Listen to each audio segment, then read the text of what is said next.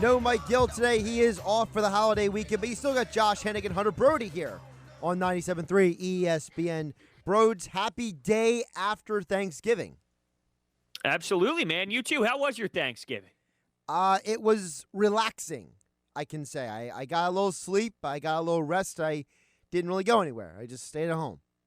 That's good, man. That's what you need, though. You need some relaxation. Yeah, for me, it was awesome to watch the football, even though it was hideous football, if you will.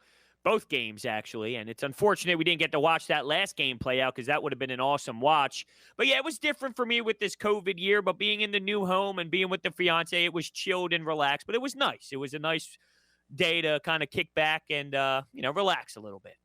Absolutely. So we got a lot of stuff to get into just to lay out the plate for everybody here on the Sports Bash. Hope everyone's safe out there as they're traveling around doing whatever you're doing today. We have a special edition of football for Adam Caplan from the Inside the Birds podcast. NFL Insider will join us at 4 o'clock to get into the latest with the Eagles and more. We still have a happy hour with the PT at 5 o'clock. 5:20, we check on every game with Casey Joyner at 5:20. Also, don't forget, this is going to be an amalgamation broadcast. It is a combination of the Sports Bash and GameNight. So you got myself and Broads until 7 p.m. tonight, which means, Broads, you get to participate early on the Football Friday pick segment. I love that. I'm absolutely thrilled. Now, I don't know if you want my college football picks because I'm not going to lie. I've had a tough time to this point. But maybe I'll start betting everything you do because, you seem to have it all together at times. At times, yeah. Right now, we are currently 51-30, so not too bad. That's pretty solid. I don't even want to say my record right now in the college football department specifically. Not my strongest, but hey, it's a good time. So we'll get to that a little bit later in the hours, but before we get to anything else, we have the news that broke a little bit earlier during the Texas-Iowa State game. Number one, Lane Johnson's season is done. He told the media today that his ankle has collapsed inside and that he's basically getting a rebuilt ankle. And he put out on Twitter that I'll be back with the Terminator on the GIF on Twitter. And then that means no more wondering about is Lane Johnson going to play or not. It's kind of a blessing in disguise, isn't it, not Hunter, that now don't have to worry about is he playing, is he not playing? It just depends on the alternative. So is it going to be Matt Pryor? Is it going to be Jack Driscoll? And now, because I'll throw this out there as well, you're seeing Jason Peters is going to move to right guard. I am more concerned about that move as well because, look, if he's playing in between Kelsey and Johnson, a healthier Johnson, I feel that there's going to be some growing pains, but he's in between two players that I feel comfortable with. Now, let's just say it's Matt Pryor, or even if it's Jack Driscoll, a rookie who I'm intrigued by. Those two, it scares me for the Jason Peters move as well, to keep it simple. I feel a lot better about Driscoll at right tackle than I do about Pryor. Not that Pryor's a bum, but I think Driscoll has shown us he is more than capable of being a very solid to good NFL offensive lineman. I feel like Pryor is just a bad step away from being an embarrassment. No doubt about it. I do want to get your thoughts on the Lane Johnson thing, though, because there's a lot of people upset with the way the Eagles handled this. Now, I thought that there were a couple weeks throughout where I probably would have sat him to get more rest so he can be better long-term for the back end of the season. But there's also this element of me that looks at Lane Johnson, and there's some players in the NFL and on this Eagles team that's what they do. They play through the injuries until they can't anymore. Jason Kelsey, Lane Johnson. Now, there's some players where I won't defend it, and there's some players where I won't support it. But with Lane, this is what he has done throughout his entire career. So it's hard for me to look at him and be very frustrated with the way that they handle this, only because this is what got him here. This is who he is as a right tackle in this league. This is what he does. So I don't know. Am I going to bash the organization for having Lane Johnson play and battle through injury? Isn't this who Lane is? So I'm going to preface this by saying that I am no ankle expert. The ankle is one of the few parts of the body I have never injured, so that might impress some people. But on the flip side, here's the thing. I believe that every person's different, so I don't know all the details of Lane Johnson's injury because we know he had the tightrope surgery back in August. I don't know, did he have the tightrope surgery because there was something else that was wrong? Did we the suggestion was that he re-injured it, right? So, how did he re-injure it? Was he risking further injury by playing? Did the doctors tell him that? Did he maybe lie to the medical team and saying maybe he was better than he really was? I feel like, Hunter, there's so many more layers than just they shouldn't have been playing Lane Johnson. For all I know, Lane could have been lying the whole time about the severity of his ankle pain, and he was making it worse himself. That's very true. No doubt about it. It's just hard for me to, now that we have the information and we can look at it with hindsight and all, yes, it's frustrating that he played. And like I stated, there were moments throughout the season where I think they could have benefited from maybe holding him out another week. So you can look at the backstretch and say, well, if you sit out I'm just throwing out hypotheticals here. If you sit out week 5 and 6, maybe that will help you out week 12, week 13, because clearly there was a lot of pain with that injury. But this is who Lane Johnson is. If Miles Sanders is battling through some injuries, or if Jalen Reagor, some of these guys are battling to this high degree, I might question it more in a different way. But if it's Kelsey, if it's Johnson, just based off of their background and their pedigree, I support it more than other players. Whether that's right or wrong, that's at least how I see it. So with Lane, it is what it is, and now it's who's going to step up. I really hope the answer is Jack Driscoll over Pryor, because I have no confidence in Pryor at all. So we got a lot of Eagles to get to throughout the show. He's Hunter Brody. I'm Josh Hennig, filling in for Mike Gill here on the Sports Bash on 97.3 ESPN, being brought to you by Recovery Centers of America, drug and alcohol addiction treatment centers located in Mays Landing, New Jersey, and Devon, PA. That's Recovery Centers of America. 609-403-0973 is the PlaySugarHouse.com text board for you to get involved in the conversation. 609-403-0973 here on the Sports Bash on 97.3 ESPN FM and the 97.3 ESPN mobile app, powered by First Bank of Sea Isle City. Now, back to the Sports Bash on 97.3 ESPN. Back here on the Sports Bash, 97.3 ESPN. Josh Hennig along with Hunter Brody. Josh Hennig here, of course, filling in for Mike Gill on a holiday weekend. It's a combination of the Sports Bash and Game Night. We'll be here till 7 o'clock here on 97.3 ESPN. 609-403-0973, the PlaySugarHouse.com text board. We mentioned the breaking news earlier today was Lane Johnson is not going to play the rest of the season. Jason Peters moving the right guard for the Philadelphia Eagles. We got Adam Caplan coming up at the top of the hour. Now, of course, the other relevant point that we didn't mention yet, Hunter, is that the Washington football team is now the NFC East leader because of their win yesterday, and the Eagles, another depressing loss to the Browns. So now the Eagles, for the first time this year, well, at least the first time since week 1, are looking up in the division. I think it's pretty funny that entering the season, we talked about the Eagles and the Cowboys fighting for that spot. And now it's possible you're really looking at the Washington football team and the New York Giants. That front four is scary as hell. And if Alex Smith can be just your experienced veteran quarterback that can keep everything afloat, if you will, doesn't have to be anything special, hit Terry McLaurin and have Gibson run the football, that front four could carry them to a division win in this dumpster fire situation this NFC East is in. I also think we can overlook the fact the Cowboys lost 2 more offensive linemen yesterday. So yeah, that was tough. Watching their backups, it's bad that the Cowboys would have been better off with Matt Pryor out there than whoever was out there, because those guys were turnstiles. What do you think of Mike McCarthy and that outstanding fake punt situation? That has to be that's like top 5 dumbest calls of all time. That goes out there with the Bill Belichick 4th and 32. He tried to go for it from the 30-yard line against the Colts about 15 years ago. Like, there's calls that coaches make, and you're just like, what is wrong with you, dude? Well, it was also that 4th and 1, 4th and inches that happened earlier in the game where they went for a throw. Ronald Darby made the stop. Could have been pass interference. Maybe it was, maybe it wasn't. But why don't you try and run the football there? I know Zeke hasn't been the Zeke that we all anticipated. Plus, he had another fumble in the mix. But you could have utilized someone else, Pollard or something, to get that first down in another way besides dropping back Andy Dalton.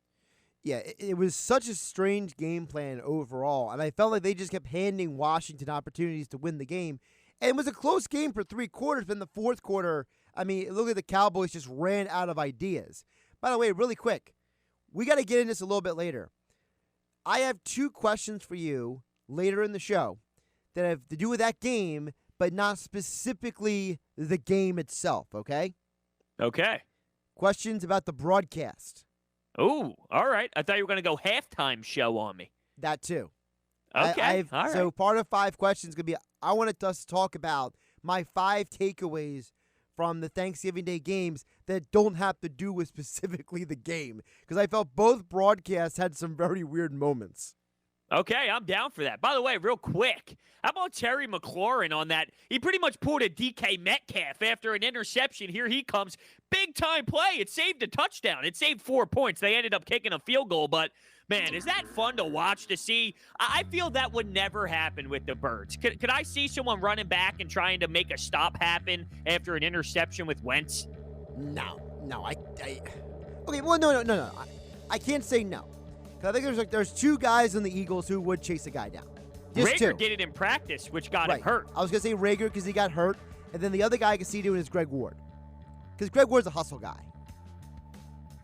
I can't see Alshon do it. He probably pull a hamstring halfway down the field. I can't see J. Jaw do it because he can't even get on the field. I think Dallas Goedert's too slow. Fulgham probably doesn't have enough top speed. Yeah, 2 guys who could do it. He's Hunter Brody. I'm Josh Hennig. Football at 4 coming back. Special edition with Adam Caplan here on the Sports Bash on 97.3 ESPN FM and the 97.3 ESPN mobile app. 97.3 ESPN presents The Sports Bash with Mike Gill. It's time for Football at 4 with Adam Caplan, powered by the Inside the Birds podcast. We expect to win every time we step on the field. That's just the mindset and the culture that we have. Now, live from inside the Matt Black Kia Studios, it's Football at 4.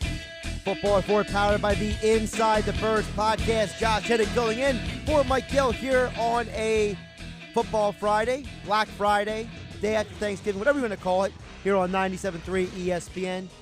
And for a special edition of Football at 4, joining us is the co-host of the Inside the Birds podcast, just dropped this morning. Also, check out their incredible conversation with Joe Banner on the ITB YouTube channel and on the Inside the Birds podcast platform. He is Adam Caplan here on 97.3 ESPN. Adam, how you doing on this Friday? Guys, I hope you're doing well. I'm well. So, yeah, I'm glad you mentioned the Banner interview because something came up and I about play calling. We definitely wanted to talk to Joe about that because we knew he had an opinion. If you follow him on Twitter, his opinion on everything. But he had some very interesting information about Andy Reid and play calling and comparing it to kind of what we're dealing with here with Doug Pederson. Stuff I'd never heard before, nobody knew about, and it was really a wide-ranging half-an-hour interview, which I really believe your listeners will absolutely love. Yeah, it's half hour full of great stuff, so I highly recommend everyone jump on that as soon as we're done here with you.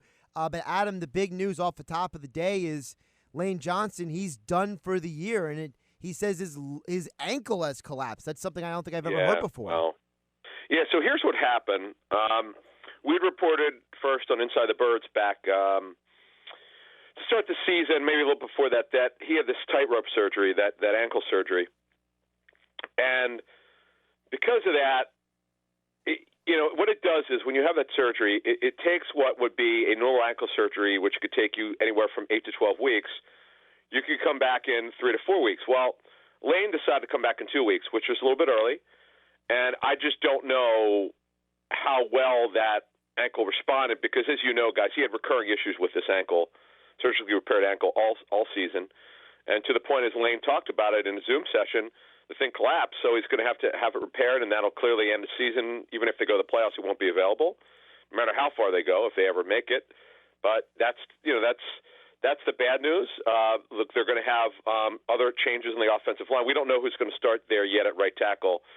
Whether it's Jack Driscoll or Matt Pryor, we'll put that on we'll have that for our listeners on our pregame show Monday night.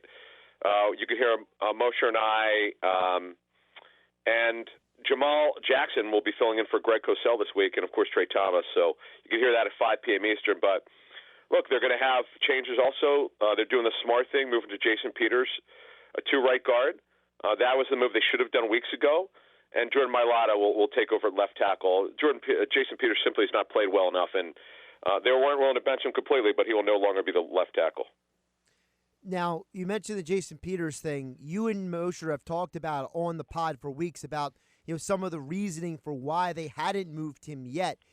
What do you think the reason is now? Is it maybe health related? Is it just Doug and the team has said, listen, Jason, your performance isn't up to par? Because you guys talked about on the podcast there was no Myles Garrett on Sunday, and Jason Peters still had a rough day. Yeah, that was the thing that was so disappointing. I thought for sure they'd be able to handle themselves. It wasn't the 5 sacks, just the 5 sacks. It was the constant pressure. Peters had his worst game of the year. And what I'd said on our show that dropped this morning, I was like, there's simply no way they could go forward with Jason Peters as a left tackle. I expected this to happen, as I understand it. As soon as they reconvened for practice this week on Wednesday, they made the changes already. They talked to Jason about it. They told him what they wanted to do. He understood it. And here's the thing. One team source said to me, of Jason Peters at right guard in training camp, he looked like a Pro Bowler after the first week. He was so good. So that's what they should have done earlier this season. They made a mistake, I do believe. As much as everybody believes in Jeff Stalin, their line coach, guys, he just made a mistake. Now, though, Peters will play there the rest of the season. Mailata, barring an injury, will be their left tackle the rest of the season. And those are 2 moves I think the fans should be actually excited about.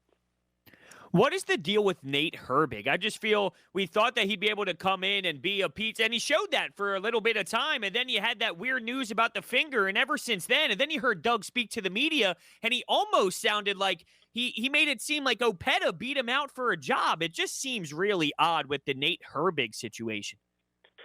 Yeah, I would say, Hunter, when you look at the situation with Nate Herbig, it's a Jeff Stalin situation. He makes the calls on the offensive line. The front office could have their input, and they could overrule him if they wanted to. But as I understand it, this is just Stalin didn't think that he should be playing, starting anymore, quite frankly. But the thing was, having him inactive was bizarre. They had Opeta over him, and that's where the depth chart was. And something as we outlined on our show, Inside the Birds, that to start the season, Matt Pryor had a very bad training camp. Quite frankly, should not have been playing. But they went forward with him, off and on, and as you saw last week, he shouldn't have been playing, but he was, but he won't be anymore. He'll be a backup, and that's really the way they should have done it from the beginning. Adam Caplan joining us, Football at 4, powered by the Inside the Birds podcast. A new episode dropped this morning. It's Inside the podcast and the YouTube channel for their pregame show as well. Caplan NFL on Twitter. Adam, before we get to anything future down the road, we haven't had a chance to talk to you about Sunday's game, and the offensive line, we mentioned they didn't play well, but the offense as a whole is just another perplexing performance. What was something that stood out to you now that you've been able to talk to all the guys you talked to about watching a tape and reviewing everything about Sunday's offense? Yeah, look, they ran the ball well. They actually, and they rarely do this, they ran the ball more than they passed in the first half. So the people wanted them to run the football. You're off. That doesn't stand at all. They ran it well with Miles Sanders. Unfortunately, he fumbled the ball at the 2-yard line, as you saw. Certainly would have liked to see him touch the ball more than 5 times in the run game in the second half, but I understand that. The issue that they're having, and I don't have an answer for this, they need to account for this. Miles Sanders has not been a factor in the pass game for the life of me. I don't have an answer for it. I don't understand it. It's been a problem all season. It's not Miles' fault. They got to get him open there. The Travis Fulgham regression in terms of getting the football the last 2 games, I don't get it. I don't buy the Jeffrey return. He just needs to get the football. This is a coaching issue. They got to get him the football. It's just the offensive structure is something we've criticized all season. They're asking the receivers to do too much. This happens every week. I hear this from other teams, so this is a problem. The protection, for the most part, was awful. Yes, Wentz didn't play well, though. In the first half, he's pretty accurate. Got off to a good start, but then he regressed. The thing that he struggles with is he continues to miss guys who are open. He's just not pulling the trigger all the time. That's an issue. You hope going to this game Monday night. By the way, it's not the rain's supposed to stop, as I understand, before the game. So the hope is that they can protect better with these offensive line moves. They face a defense which, by the way, played much better. The Seahawks front played much better against Kyler Murray, believe it or not. Carlos Dunlap played really well. Dunlap's best game of the season was actually against the Eagles when he was with the Bengals in Week 3. So but Jason Peters won't be at left tackle. He dominated Peters in that game. So the hope is, listen, if the protection could be better, they're going to make some plays. And the hope is that Zach Ertz will be available. Zach was close last week. As I understand, the Eagles are expecting him to play this week, barring a setback before the game. What did you see out of Dallas Goedert specifically in that Browns game? He was great. I mean, he's been so impactful for the run game. He blocks real well, and he's really – you saw him catch the football really well. He's a vertical threat. There's really no reason why he shouldn't be involved heavily in the pass game every week. This is a coaching issue. They got to do a better job of getting him with a football hunter. Just disappoints me that this is a guy that's so gifted. They drafted him, as you know, to take over for Ertz when Ertz's contract expires. Even if Zach's on the team next year, I expect him to be a bigger part of the passing game going forward. And the coaches just got to get him involved in the game here. And by the way, the Seahawks, they're the worst team against the opposing receivers in terms of production, but teams are just not throwing to their tight end much because they've gotten the receivers very involved. This has to be a game where they get Goddard more involved. Speaking of the receiving targets, what did you hear and see from what happened with the wide receivers? Because there's a lot of people, in the Twitter sphere, they're saying Rager was open. Why aren't they throwing to Greg Ward more? What's going on with the wide receivers? Well, Greg Ward is a short area slot receiver. He's not explosive at all. It's Jalen Rager, who you mentioned, Josh, who's got to get the football. They've got to figure out more ways to get him the football because he's so explosive with the ball in his hands. They just have not done a good enough job of that. I know that he's had 2 injuries. I'm aware of it, so all of us. He's healthy now, and there's simply no reason for him not get the football. And the other areas, he needs to be also impactful in the return game where they really have not used him, so they need to keep doing that going forward. How beneficial would it be if Doug gave up play calling to Rich Gangarello? You see what's happening with the Bears right now with Matt Nagy. It's not like it changes the entire offense, so I don't anticipate that it would, but there's a lot of issues with this team, and I feel maybe taking a step back from a offensive standpoint, you can oversee the entire team instead of being so heavily focused on the offense. Right. And, Hunter, that's called being a CEO head coach, where Andy Reid, as Joe Banner tells us on our show, or we did the ITB TV, as you know, Joe talked about there were just sometimes Andy thought that he needed to do a little bit more job as a coach instead of being a play caller. And that's really, I think, where Doug Pederson doesn't get it. And I think Doug has to understand that there are not only issues with the quarterback, there's severe issues with the offense and them underachieving on offense this season. And it would behoove him to get a better idea of what's going on in the game. And I that's something he should do, but he hasn't been willing to do it so far. And knowing how stubborn he is, I don't know that he's going to do it. Adam Caplan here on Football at 4, powered by the Inside the Birds podcast. Make sure to follow Adam on Twitter at Caplan NFL for all your Eagles and NFL insights. Of course, joining us here on the Boardwalk Kinda Hotline. Adam, the Eagles injury report did just come out about 15 minutes ago. A lot of guys were limited. Your Derek Barnett, your Driscoll, Kelsey, Scott Singleton. Doesn't seem like there's any real surprises on the Eagles injury report here on Friday. No, they expect these players to go. The guys who are limited, they do expect them to go. Remember, they practice on Saturday as well. They have the Sunday walkthrough, then they have the game. The one, we'll continue to look at Ertz here. He should play, but they got to make sure he gets through practice with his high ankle sprain. He was told at the time of the injury it was 4 to 6 weeks. Next week will be week 6, so he's obviously he's very close. And that's it's pretty much it. Obviously, the buzzkill is the Lane Johnson injury. He'll go on into reserve, and it hurts them. There's no doubt about it. The Eagles were hoping because of the other 2 changes they're making that they could get some more. They could get the thing solidified, and unfortunately now without Lane, it's not. But listen, Jordan Mailata is a super freak athlete. Talking to the Seahawks, they've been very impressed with his tape. He's a gifted player, and you hope that he could just get back to where he was. Remember the Baltimore game, the Pittsburgh games, he played really well, particularly that Pittsburgh game, which was certainly surprising. So he could be, by the way, guys, he could be the future left tackle. Next year the hope is that he'll compete against Andre Dillard for the starting left tackle job. That would be really interesting. But what are you hearing about Chris Carson, his availability, and how can Jim Schwartz do a better job at limiting him and Russell Wilson when it comes to using their legs? Yeah, and I'm told the Seahawks do expect Carson to play with his midfoot sprain. Barring a setback, they do expect him to play. He does have to get through practice, obviously, today and tomorrow. They practice later today on the West Coast. But, Yeah, you know what? I'll give the Eagles credit for one thing on the run game. They did a phenomenal job for 3 quarters. And what happened, because the Browns are so committed to the run, you just can't take a play off. You can't make mistakes. And they made the one tragic mistake, and you saw what happened. So Chubb's numbers got inflated. But they did a good job. Look, Alex Singleton's been an amazing story. We haven't really talked about him very much, but he's been the story at linebacker for the Eagles this season. He's been a really big, great story for them, a great discovery. And you do wonder when Nate Gary comes back, who are going to be their 3 linebackers, because they're a nickel defense. They don't really play with 3 linebackers. They rarely use base defense. So you do wonder who will be the linebacker lineman, and it just depends on what the situation is. But Alex Singleton has shown that he needs to be on the field, guys. Adam, of course, on Sunday, the Eagles defense also facing one of the best quarterbacks in the NFL, Russell Wilson. And Wilson did have that rough stretch of 4 games where he had 7 interceptions over those 4 games recently. Is there anything the Eagles defense can take from those games, or are the Eagles just not well equipped enough to be able to slow down Russell Wilson?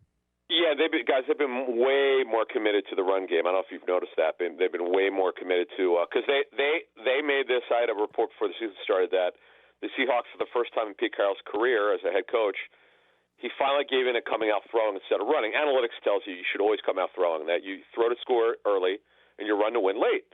And Pete Carroll had given into it, but because of Russell Wilson's turnovers, as you mentioned, and without Chris Carson, it would be hard. But what they've done is whoever was available, you saw with Carlos Hyde last week, they ran the football, and it helped them because their defense had been so bad. But their defense really improved last week. And if Carson's able to play, based on what I'm hearing, he should play. If he does, they'll probably be back to being one of those balanced teams. But where Russell Wilson has killed them with those second reaction plays, when the pocket breaks down, he rolls out, and you hope that the Eagle linebackers, guys, are more disciplined. If they can be disciplined, they can make this a close game. And particularly if Carson Wentz could play at least average football, which he has not played in recent weeks, he's played below average football. But if he could play average football, folks, this could be a game on Monday night. I know my boy Mosher, he actually picked the Eagles to win. How about that one? Wow, that is stunning. I know. I can't believe that. I was shocked at that one. But hey, listen, he had an unbelievable call. I don't know if you're aware of this. He said this when the season started, when he picked Washington to win the division. He said he thought partially because he thought Alex Smith would take over as quarterback by Thanksgiving. Guess what happened? He did. That's incredible. Absolutely incredible. Yeah, it happened. Adam Caplan here, Football at 4, powered by the Inside the Birds podcast here on 97.3 ESPN. Adam, flipping over to the offense for the Eagles against the Seahawks. We haven't talked too much about it, but Carson Wentz, I mean, another rough game for him. You know, what are you looking at with the Eagles and the offense going into this Seahawks game? Yeah, Doug Pederson, the play caller, the head coach, cannot just come out and be conservative. You just got to let it rip. The weather, looks right now it's going to stop raining. It's going to rain all day Monday, but it's supposed to stop before the game. So they should come out throwing because Seattle struggled against the pass the entire season. They're good against the run. Come out throwing. You just can't be conservative. But give Wentz throws to make. Easy throws early, get him comfortable, get him accurate. Then expand the passing game. If you do that, folks, I think he's going to have a chance to be successful on Monday night, where, quite frankly, as we know, Doug Pederson has actually been pretty successful in these primetime games.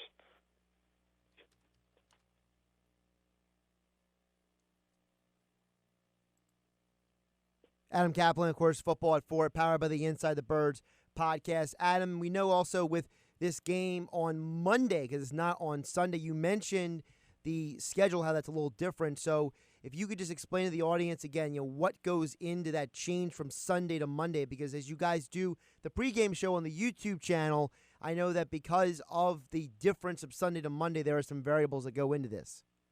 No, are you talking about this? Are you talking about the Steelers, or what in particular were you talking about? The Eagles game being on Monday night instead of Sunday.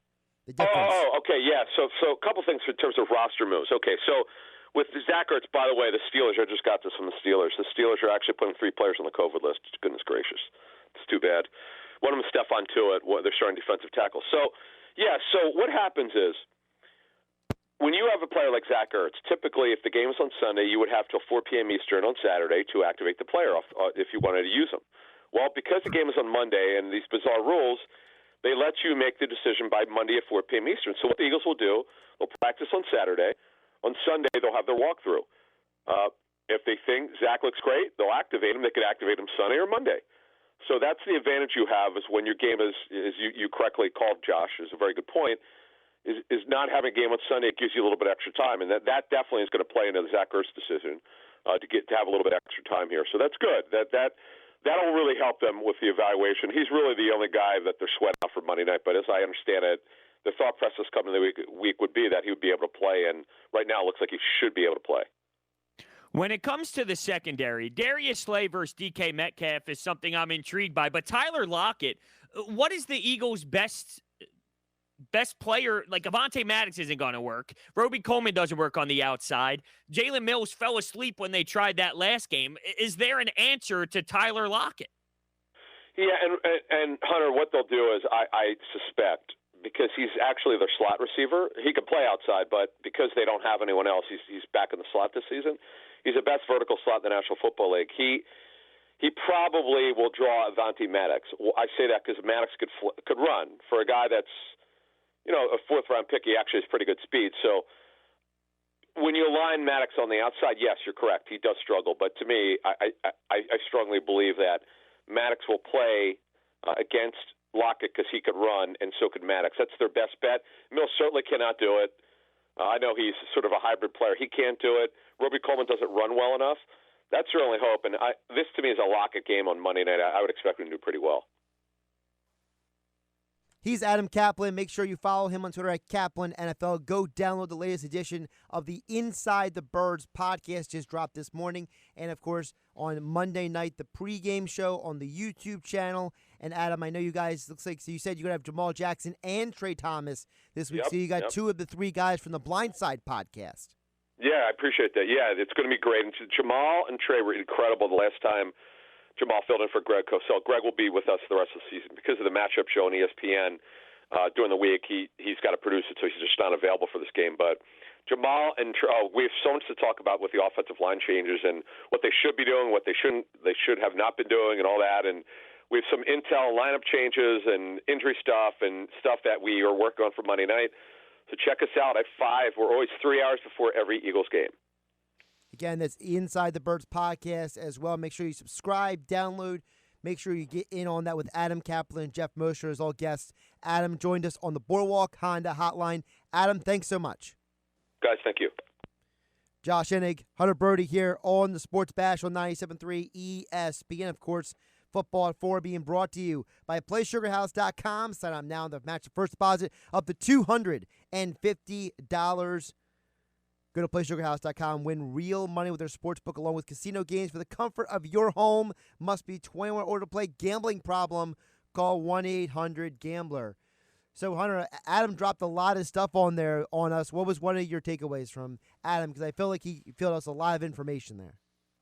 Yeah, I think one of the things that stood out to me is this is going to be a Tyler Lockett game, and I felt that way heading into it, but he almost confirmed my logic because I don't know. Look, I know Avonte Maddox has an intriguing skill set to a degree, but I don't know if he's going to be able to hang. And I'm also interested just to see, this isn't specifically something Adam said, but how is Darius Slay going to match up against DK Metcalf? How is that matchup going to play out? I'm curious to kind of see.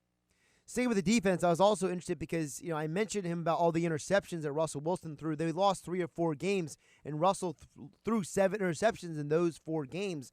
And he basically just came out and said that, the Eagles, they've always had trouble with Russell Wilson. He doesn't think that changes much. So, yeah, you might be able to go out there and stop Chris Carson, but if you're stopping Carson, you might still get beat by Wilson. And, at some point, you can't stop everything. And one of my frustrations, Hunter, with this Eagles team, as I said on GameNight multiple times this week, the Eagles' defense last week only allowed 13 points. The other 9 points were because of the offense, because of the safety and the pick six. So this you got to stop asking this defense to do everything, bro. You can't keep asking Jim Schwartz's defense to save you every time when the offense keeps imploding. Yeah, no doubt about it. And everyone's blaming the defense at times. Look how many points they give up. But the Eagles' offense is so miserable. You're going 3 and out. You're turning the football over. You're constantly putting this defense in such a bad spot. A way to kind of tie it all together is, remember at the end of the Chip Kelly era, you talked about this high-pace offense. You're constantly going out there, where when you struggle, you're going 3 and out so quickly. The defense is so tired, and they're logging in so many minutes. It's not exactly that way, but it has a similar mindset of you're putting the defense in tough spots consistently, where it's not a recipe for success. The other thing I took away from that was, Adam mentioned how the Eagles think very highly of Jason Peters at right guard. And that's an interesting contrast, because on that pregame show, they're going to have Trey Thomas on with them, as they always do. And when Trey talked to you and Gil months ago, he wasn't too keen on Jason Peters playing at guard. We haven't seen Peters at guard yet in a regular season game, and I'm interested to see how he does, because Trey Thomas, he played tackle, and he said, listen, I don't think Peters can go inside because he's going to get more beat up, whereas Adam just said the Eagles think that Peters could be even better at guard than tackle.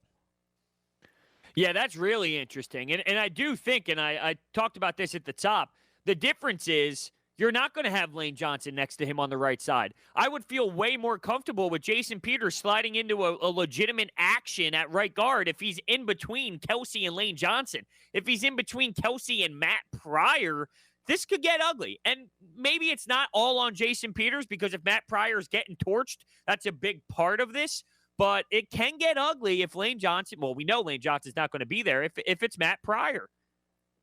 He's Hunter Brody. I'm Josh Hennig, filling in for Mike Gill here on the Sports Bash on 97.3 ESPN. Text board is open, 609-403-0973, theplaysugarhouse.com. Text board still to come. Happy hour Friday at 5 o'clock with Pete Thompson. Casey Joyner will join us to review every single game on the Sunday NFL slate. Also recap last night's 2 games, plus Football Friday picks on Game Night. I got a lineup for you on there. We went 1-1 with the picks from yesterday's game, so at least we split the difference there. So this is an amalgamation of the Sports Bash and Game Night here on 97.3 ESPN. If you don't know what amalgamation is, go look it up on the dictionary. I can't do everything for you. He's Hunter Brody. I'm Josh Hennig. 97.3 ESPN FM and the 97.3 ESPN mobile app, powered by First Bank of Sea Isle City. Now, back to the Sports Bash on 97.3 ESPN. Sports Bash here on 97.3 ESPN. I am Josh Hennig, filling in for Mike Gill. You can follow me on Twitter at Josh Hennig. Hennig spelled Hennig. Also got Hunter Broads. Broads81 on Twitter. Not at Broads, it's at Broads81 is Hunter Brody's Twitter handle. Here on 97.3 ESPN. And of course, speaking of Hunter Brody, I know that it's a busy weekend for football, Broads. Yes, and also college basketball. This college basketball has been nuts. You got college hoops, you got college football, you got the NFL, a lot of action to bet on, and there's no better place to do it than DraftKings Sportsbook. You get all new players get a deposit bonus up to $1,000. All you need to do is download the top-rated DraftKings Sportsbook app right now and use promo code 973 when you sign up. Remember, college hoops, college football, and the NFL. It's a magnificent place to get in on all of the action. Must be 21 or older, New Jersey. Only gambling problem, call 1-800-GAMBLER. Of course, the text board is open as well, 609-403-0973. We'll get to hear some of your texts in just a bit. Just a little rundown of some of the NFL news that dropped. You heard Adam mention about some more guys going on the COVID list for the Steelers-Ravens game, which has been moved now to Tuesday night. So which means the Cowboys-Ravens game will be moved from Thursday to Monday night. And Lamar Jackson is officially on that COVID list along with their starting fullback Ricard. So it would be a bit of a mashed unit for the Ravens, no matter what, on Tuesday. Also, no Kyler Murray on the injury report. That's good news. Adam Thielen still on the COVID-19 list, which means he will not play this Sunday. And Todd Gurley has been ruled out for Sunday for the Falcons for non-COVID reasons. So for you fantasy football people, Brian Hill would be your next man up.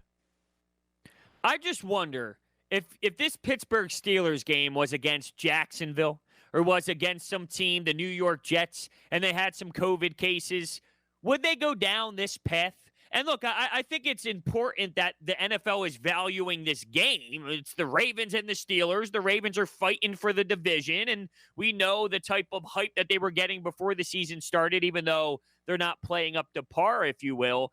But do you think that they're going out of the way, almost hurting the Steelers to make sure that this gets played out properly? Would they do this if it was another team?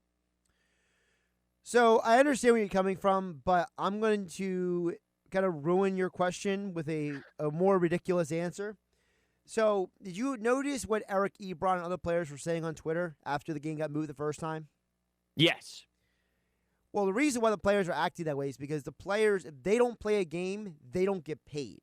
If the coaches and everyone doesn't get paid if there's no game. So the NFL has got to balance this balancing act between all these COVID protocols and the players saying, hey, man, we came back to play because we got to get paid, and you better let us play because if we don't get paid, we'll hold this over your head. So the NFL has got a very delicate balancing act here. So I think even if it was Steelers, Jags, these players want to be out there because they know if they don't go out there and pay, they lose an entire week of paycheck. Well, I don't know if I necessarily meant in terms of, like, I feel they would have forced the team to play whoever had a lot of those COVID cases, but without their starters. Like, okay, you care because it's Lamar Jackson, big name, big quarterback. If it was Luton, are you feeling the same way if they had to go to their backup quarterback at this point, if that makes sense? I think the fans would feel differently, absolutely, because the fans are the ones watching on TV because they're not in the stadium right now in most places, but I just feel like the NFL, they're going to find a way to make this season work. And I've heard multiple people say this, that all the NFL cares about is getting the season played. They don't care about any of the ramifications. So if Kendrick Bourne is a false positive, they don't care. If Lamar Jackson has a positive, it stinks, but they don't care because they're trying to make sure they make all the money they can off this season because there's TV contracts involved, there's players' money involved. And I think that for those on the outside looking in, they're saying, hey, so-and-so is not playing. Why are we playing this game? And the league's like, we're playing this game because there's money on the line. Yeah, that's very true. At the end of the day, they're just pushing through. They're just pushing through and pushing through. And that's why I thought it was weird that they were moving this game to try. They moved that late Thursday night game, which would have been epic without a doubt. They're moving that to another day. Now they're pushing other games back and back and back. And I just thought that if it wasn't a team that had as much pop as the Ravens, that maybe you would have seen the game be played out with a bunch of guys that had no business playing, but they were forced to play because all their starters tested positive with coronavirus. But look, as long as they do it in the best way possible in terms of the health of these players, that's what really matters here the most. The other thing is that remember the Ravens shut down their facilities until Monday, so no one's even in the building right now until Monday. So that might be part of the NFL's thinking as well, which is they don't want a team at a complete disadvantage when it comes to preparing for the game. I think the Ravens like to get at least one walkthrough in before they play the Steelers. Oh, the advantages count now, but it doesn't count when the Dallas Cowboys have thousands of people and some of these other teams can't get one person in the stands. Remember before the season kicked off, we talked about how unfair that was and this and that, but we realized there was so much money involved that it was going to play out this way. It's funny how a couple months changes our perspective. With now we're so accustomed to it where we don't even put that into the equation when we discuss these games. It's interesting because I think there's an audible difference when there's fans, even if there's only a handful of fans there, versus there's not. Do you feel the same way? Absolutely, yeah. When you're watching that game being played out in Dallas and then you saw the game in Detroit where it was empty as hell, there is a difference. I was even watching a college basketball game. It was one of the Villanova games. There might have been 50 people there, and it actually sounded like there was more involved. Now, of course, the basketball arena, you can get away with having fewer people in there because it's enclosed and, it's not as big of a building. Like, for example, the Warriors are going to have people in the – they're going to have a full capacity crowd, but they're going to have people in the building because they're going to be, COVID testing everybody. And most NBA cities are going to try to have people in the building. Well, I'll tell you this. I think a couple thousand people can still make a difference in a home crowd in an NBA or college basketball building. If it's enclosed like that, I do agree with you. I just wonder what the limit's going to be. Now, I know the Warriors are trying to test everybody, but I don't think that that's going to be how it is around the entire league where No. all of these teams are going to do it. So let's say you're not testing everybody. What can you get away with in a 25,000 seated place? 5,000 people? That's what you're getting in football right now, so I doubt it.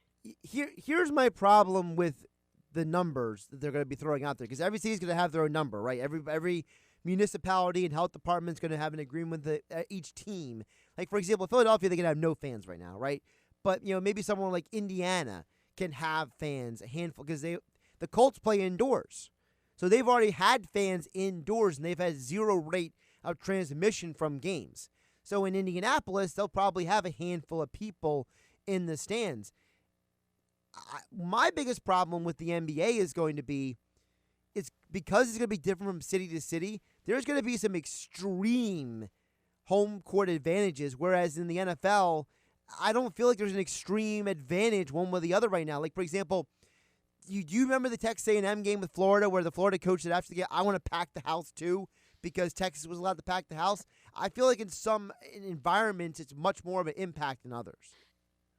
I would agree with you. I definitely would. And with college football, it's a little different because some of these teams down south are legitimately not packing the barn fully, but there's a significant amount of people in there. With the NFL, you're not seeing it get to that crazy degree like you are with some of these SEC teams. So there definitely is a difference. But you're right. In basketball, the impact is going to be a big-time difference. But I guess you just have to toss it up to, hey, this is 2020. This is the environment, and tough.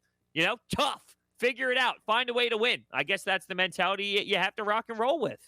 Now, it's funny you mentioned the NBA because the NBA preseason schedule came out, and we got the schedule for the Sixers. We'll play 2 preseason games, a home game versus the Boston Celtics on December 15th, and December 18th at Indiana to take on the Pacers.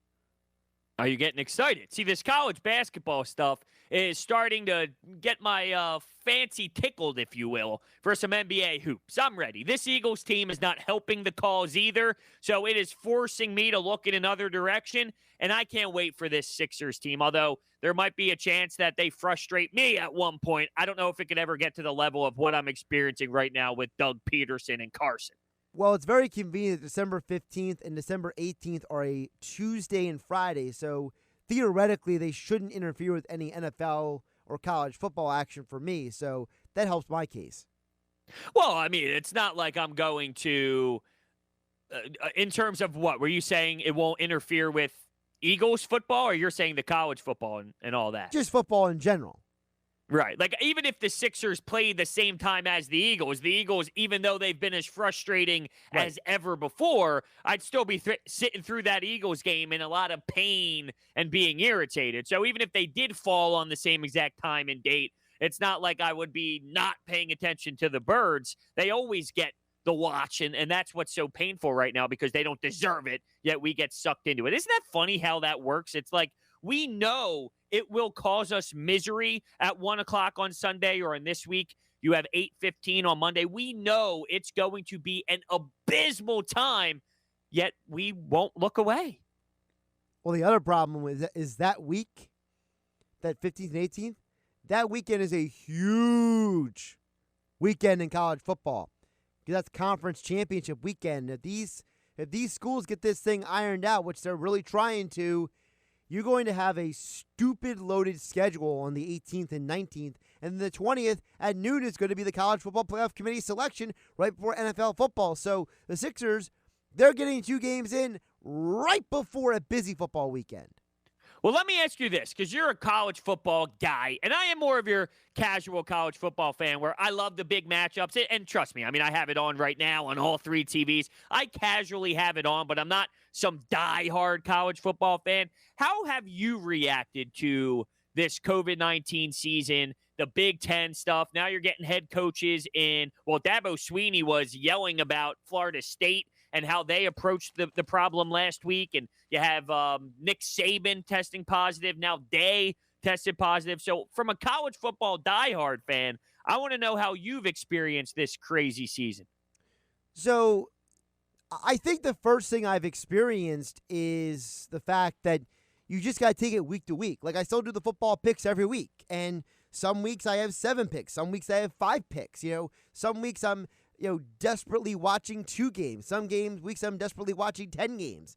And because all the conferences start at different points in time, it was one of those deals where you're like, all right, well, what do we got this week? All right, well, what do we got? Who's actually playing? You almost got to treat it like you're grateful for what you get kind of feeling. And I think that's how I've been taking it. My bigger problem is I hate how each conference has different rules. Like this elitist attitude of this conference knows better than another. Like the Big Ten thinks they know better than the SEC. And the SEC knows better than the Big 12. And the Big 12 was smarter than the Pac-12. It's just so wacky that they all have different rules. And then you could hear the doctors. You mentioned the Clemson, Florida State game. The doctors couldn't even agree on what to do for the game because the one Clemson player's test came in positive the day of the game. And they were trying to argue was Clemson that we have nobody else testing positive. And by the way, it's Friday. Clemson still has nobody else testing positive. So time proved that they were right. But FSU is saying, well, we don't want to risk it. And Clemson was saying, well, you're just trying to get out of playing us. So the disagreement from conference to conference with school to school about how to handle this, that's what frustrates me the most. And I would agree with you, and that's what's turning me off a bit to it. And keep in mind, you might have one team play 6 games, one team play 8 games, one team play 4 games. And what if that team that plays 4 games is, hypothetically speaking, an Ohio State, which people look at as a college football type team? What do you do with that? How do you approach that when it comes to picking by the committee? So it just gets weird, and I think the dysfunction is what's rubbing me the wrong way. When you have stuff in the NBA go down, I know that organization is structured, and the NFL, they're starting to lose me a bit when it comes to all this COVID stuff as well. It's like, just based off of the dysfunction and the structure, it changes the way that I view what's happening in these individual sports. Now, of course, another COVID issue came up today. The Ohio State Athletic Department just released a statement about what is going on because Ryan Day will not coach, and he's one of the people who's tested positive. Ohio State's had 0 positive tests up until this week, and now Ryan Day tests positive, and because of the contact tracing, Ohio State just announced they are not going to fly to play Illinois tonight. They're flying tomorrow morning to make sure that everybody else is in the clear COVID-wise. That just sounds like it's going to be a disaster. And betting-wise, if you're someone who maybe wants to throw a couple shekels on the game, you're looking at that game, licking your lips right now because you're hoping Ohio State plays, because now you're going to say that big spread for Ohio State, take Illinois, because if Ohio State flies in the morning of, those kids are going to be jet-lagged. Absolutely, man. The odds makers this year, I'm sure they're going to sleep at night and there's numbers and formulations and equations just going through their brain nonstop because you just don't know what's going to happen with a lot of these teams. That's a big-time difference maker. And, you just don't know. Like, for example, I know somebody that yesterday went to get tested and they tested negative. Today, they woke up and they tested positive. It's like, what do you do with that information, and how can that happen in the sports world as well, where this can screw up something like Ohio State? It's crazy. This season and this sports conversation this year, it's just so wild. I don't know if we're ever going to experience it in the sports world to this degree again. No, this is going to be a once-in-a-lifetime thing, because as soon as that vaccine comes out, the whole world's going to be inundated with it. The one company, AstraZeneca, said they're going to have 3 billion vaccines ready by the end of the year, they say. 3 billion's a lot. I would say so. Yes, I would. He's Hunter Brody. I'm Josh Hennig. This is the Sports Bash on 97.3 ESPN. Of course, happy hour with PT still to come. Casey Joyner, we talk about the Football Friday picks on Game Night. That'll be coming up a little bit later as well. Sports Bash being brought to you by Bacharach. They are the only neural recovery robots in South Jersey. That's right, neural recovery robots only at Bacharach. Know your rights to access the most advanced rehabilitation available today. For more information, visit them online at bacharach.org. 609-403-0970, theplaysugarhouse.com. Text board, of course. We'll check that throughout the next 2 hours as well. We'll be here till 7 o'clock tonight because Hunter Brody is nice enough to hang out with me until 7 o'clock. I appreciate that. I'm Josh Hennig. You can follow me on Twitter at Josh Hennig. Hennig is spelled Hennig.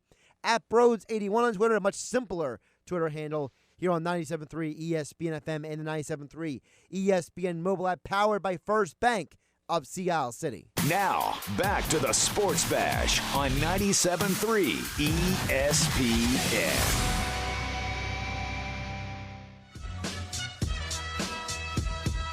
Welcome back into the Sports Bash, final segment of the 4 o'clock hour. Still to come, PT, happy hour with the PT. Coming up on the other side, as well as Casey Joyner, one thought on every game. Football Friday picks still to come on Game Night. Now, what's interesting, Hunter, is that I usually spend part of my Friday doing research for the Football Friday picks. But I was so busy today, I don't have my typical amount of research going into these picks. So I think I don't know how good of a weekend this is going to be. Well, you know what? Sometimes you surprise yourself when that happens. Maybe throughout the other weeks, you try so hard and you put so much into it that if you take a step back and you just go with gut feel, maybe you do a little bit better. Well, we're going to find out. This is going to be an active experiment. Because we love that here. We love active experiments. Absolutely. Gil and I, we do it every single day from 2 to 6. By the way, Mike Gill will be back on Tuesday. He's taking a couple days off for the holiday, spending the time with his lady, spending a little time with his family, getting away from the station. So he will be back in a couple days. Of course, I'll be here today with Broads. Tomorrow we got Billy Schwein in the locker room. Then myself and Deshaun Hendricks tomorrow for Sports Bash. Saturday from 12 to 2. And then I'll be back with Broads on Monday for Sports Bash 2 to 6, leading you up to Eagles football Monday night versus the Seahawks. Get all the action. Merrill Reese, Mike Quick on the call right here on 97.3 ESPN. I wonder how Pete Thompson is doing the day after Thanksgiving. He's got to eat a little differently now after that surgery. Right. We'll find out for PT coming up next on 97.3 ESPN, the 97.3 ESPN mobile app. South Jersey's Eagle Station. And he spins, and he's in. Touchdown! WENJ HD Millville Atlantic City. 97.3 ESPN. This is the Sports Bash with Mike Gill on 97.3 ESPN. Now, live inside the Matt Black Kia Studios, here's Mike Gill.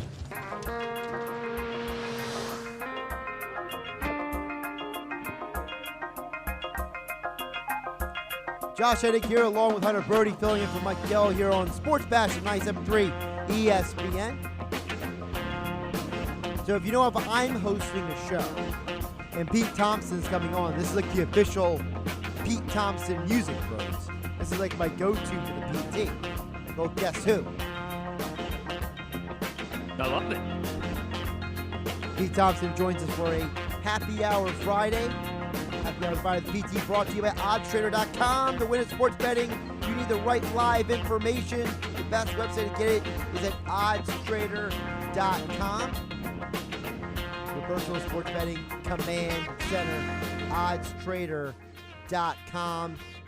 As promised, joining us now is the PT, Pete Thompson. Happy Hour Friday. Pete, happy day after Thanksgiving. To you too, Josh. To you too, bro. See, that intro always gets me fired up, and it wants me to go like, Josh shines. People forget. Broads wines. But nobody says, yeah, I don't know, something like that. It's the Who, man. Forget you're fighting. No, Mike Gill, we're not fighting. It's all kumbaya today, right? Just the boys hosting. What? How long does this shift go till, too, by the way? Did I see something like you're on till 9 o'clock tonight or something? What's going on? We are on until 7.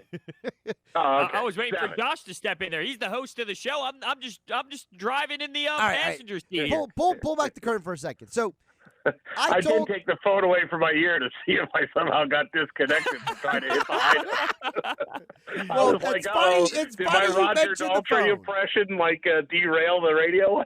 It's funny you mentioned the phone because the time we have you now, it's the second time I called Pete, for those who don't know.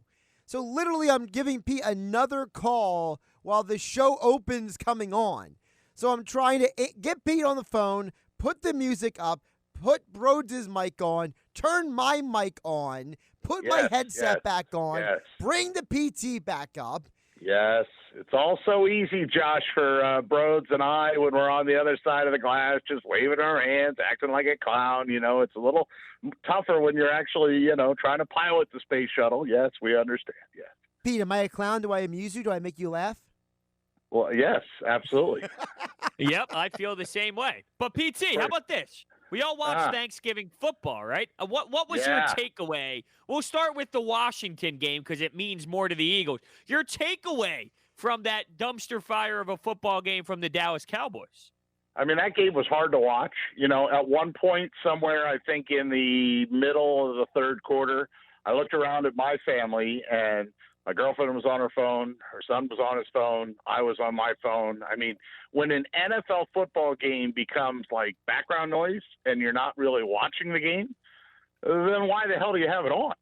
So I said, hey, let's watch something else. And then all of a sudden it was like sacrilegious. Like, oh, what do you mean? It's Thanksgiving. We're going to watch football. And I'm thinking, well, nobody's watching the GD game anyway. Let's put something on that we're actually interested in, other than our phones. What did I think of it? Look, I'll use my dad's words. My dad's 82, or maybe he's going to be 83, I guess. And he said, anytime the Cowboys lose, that's a good thing. Okay, that's how he felt about it. I just thought, the way the NFC East is right now, I don't know who you were rooting for there. Who were you rooting for? I mean, now the takeaway is that the Washington football team looks like it's going to win the division. Which goes back to something that I remember we have all talked about weeks ago. Remember after the Washington beat the Eagles, the question was, is Washington the Eagles' most dangerous threat? And now, after Thanksgiving, it's come to fruition that this come full circle that, Washington is now the obstacle for the Eagles, just like they were in Week 1. I mean, Washington doesn't do everything right. Obviously, no team in this division does. But what they do right is they pressure the quarterback and they force mistakes and they have a good defensive line and they get good pressure.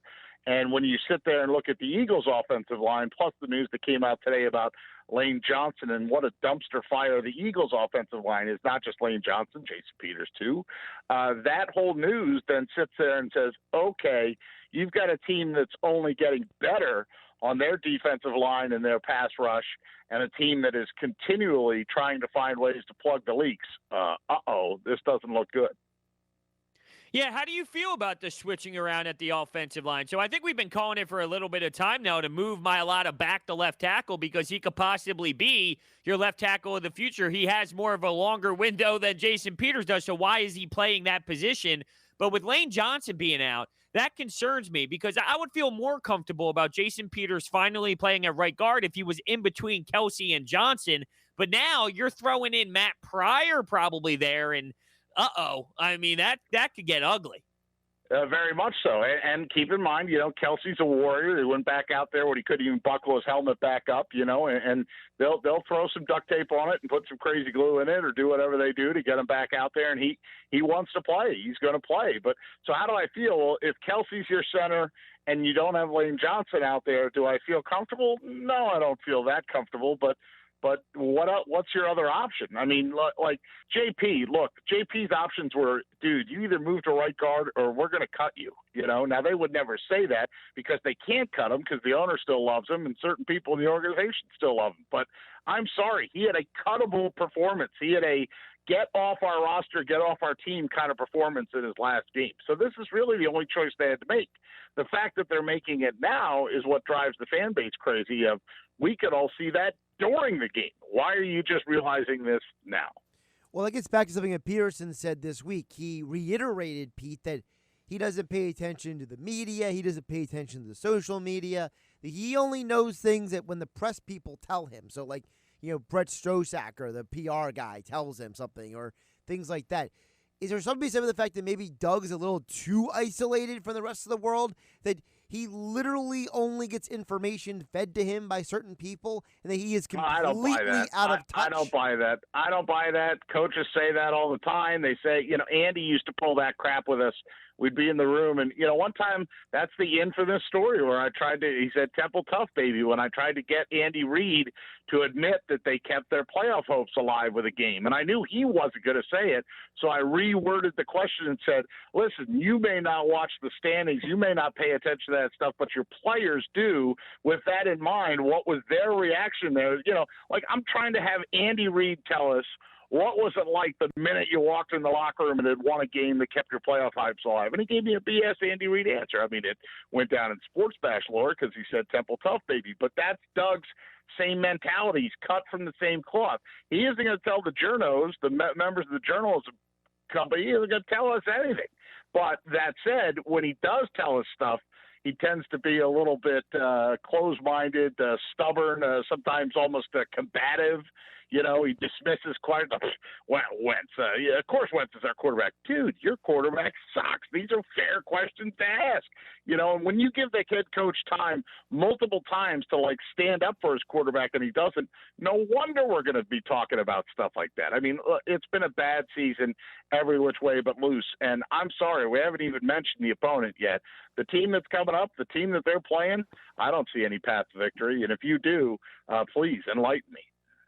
I'm with you, PT. I think he does pay attention too much, maybe. The one thing he mentioned something about Jason Kelce, and I feel this is not getting enough talk, I guess, if you will, but he mentioned Jason Kelce and said that the media and the team tries to get rid of him every single year. And I'm thinking, what in what world does the media and the team try and get rid of him every year? If anything, we just speculate, hey, is this going to be his final year based off of the way that he approaches each offseason, questioning if he has another year in him. So I thought that was very strange and very odd, and it almost plays a role into us being true and being right about what he says in terms of him making no sense. He says that he doesn't pay attention to the media, yet here he is saying the media says this every year.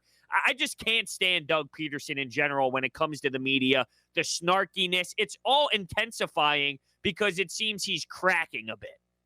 Well, and not for nothing, in golfing terms, and I know you don't play a lot of golf, Hunter, but in golfing terms, that's rabbit ears. Oh yeah, that guy, he hears everything. I ripped open my glove, and he says that's why he missed the putt, or I stepped on a stick and it broke while he was in his backswing, and now he's all pissed off. That's rabbit ears, right? Doug Pederson and the Eagles have rabbit ears because they're in this fishbowl of a market where, if they blow their nose funny, it's going to get reported on or live tweeted or something like that. And some people can handle it and some people can't. There is no doubt in my mind, okay, that in the fan base's eyes, Jason Kelce's not only an Eagles Hall of Famer, but they think that, for his mummers get up and for his I don't care attitude, but his warriorness, the fact that he's going to go out there and make his 100th straight Eagles start on Monday night when he can't even buckle his own chin strap up, when he can't even bend his arm, that to me wins the fan base, right? So for Doug to say, well, people have been trying to get rid of this guy for years, not the people that are in Philadelphia. That's the league, man. That's because you can't say you want to be a gold standard franchise. You can't say you want to be like the Yankees of the NFL and then get upset when on Good Morning Football or some other national program they take a shot at Jason Kelce. That's not your fan base. First of all, why are you even addressing it? Why don't you address the real problems? Like your screen game sucks. Like your receivers you picked might not be the guys that you want. Like, why don't your linebackers blow? Why are you even bringing that up? I mean, I guess if he was asked the question, he has to respond. But, you can't have your cake and eat it too. You can't say, oh, I don't pay attention to that stuff. Somebody has to tell me that. And then, like you said, Broads, admit, well, you guys have been trying. You guys, you can't say you guys. Jeff McClain and Paul Domowitch and Les Bowen, Marcus Hayes, Sealski, those guys are not national people. That's the local core group of guys.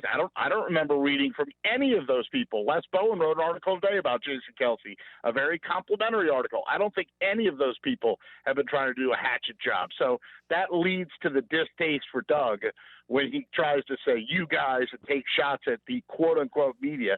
Kind of reminds me of somebody else that's on his way out. But, hey, we won't get into politics, so go ahead.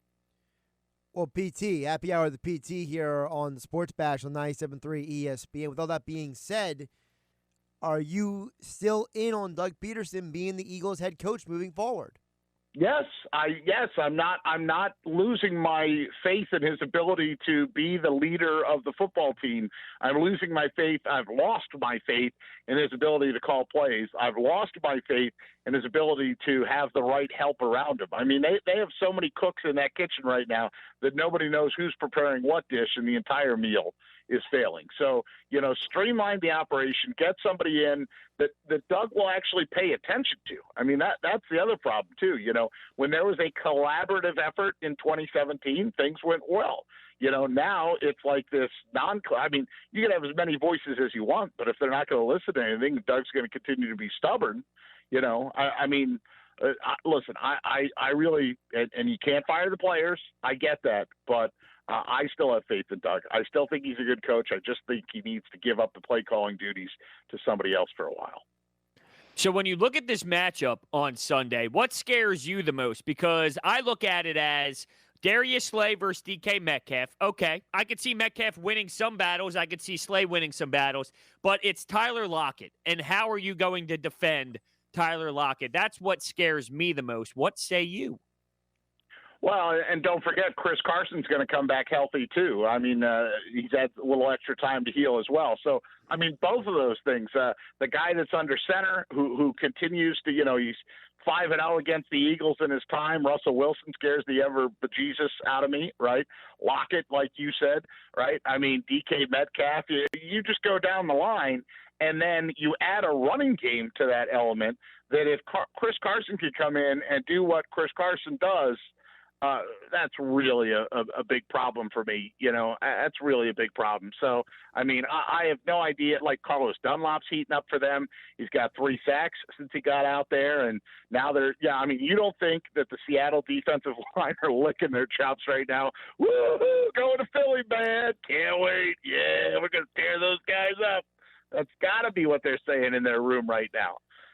Publicly, we respect Philadelphia Eagles. We think Jason Peters is fine all day. Jason Kelsey, they're going to say all the crap that they say in the public. But in private, they're throwing a party because they know that they're going to be able to get pressure. And even if they don't get pressure, minimal pressure, the evidence says that number 11 for the home team is going to make a stupid mistake in some game-changing play. So forget about it. I mean, it's a mess. All right, Pete, real quick before we let you go, I need you to answer a couple questions. You ready for a little rapid fire? Fire them off. So with that being said, who wins Monday night, Eagles or Seahawks? Seahawks. Black Friday or Cyber Monday?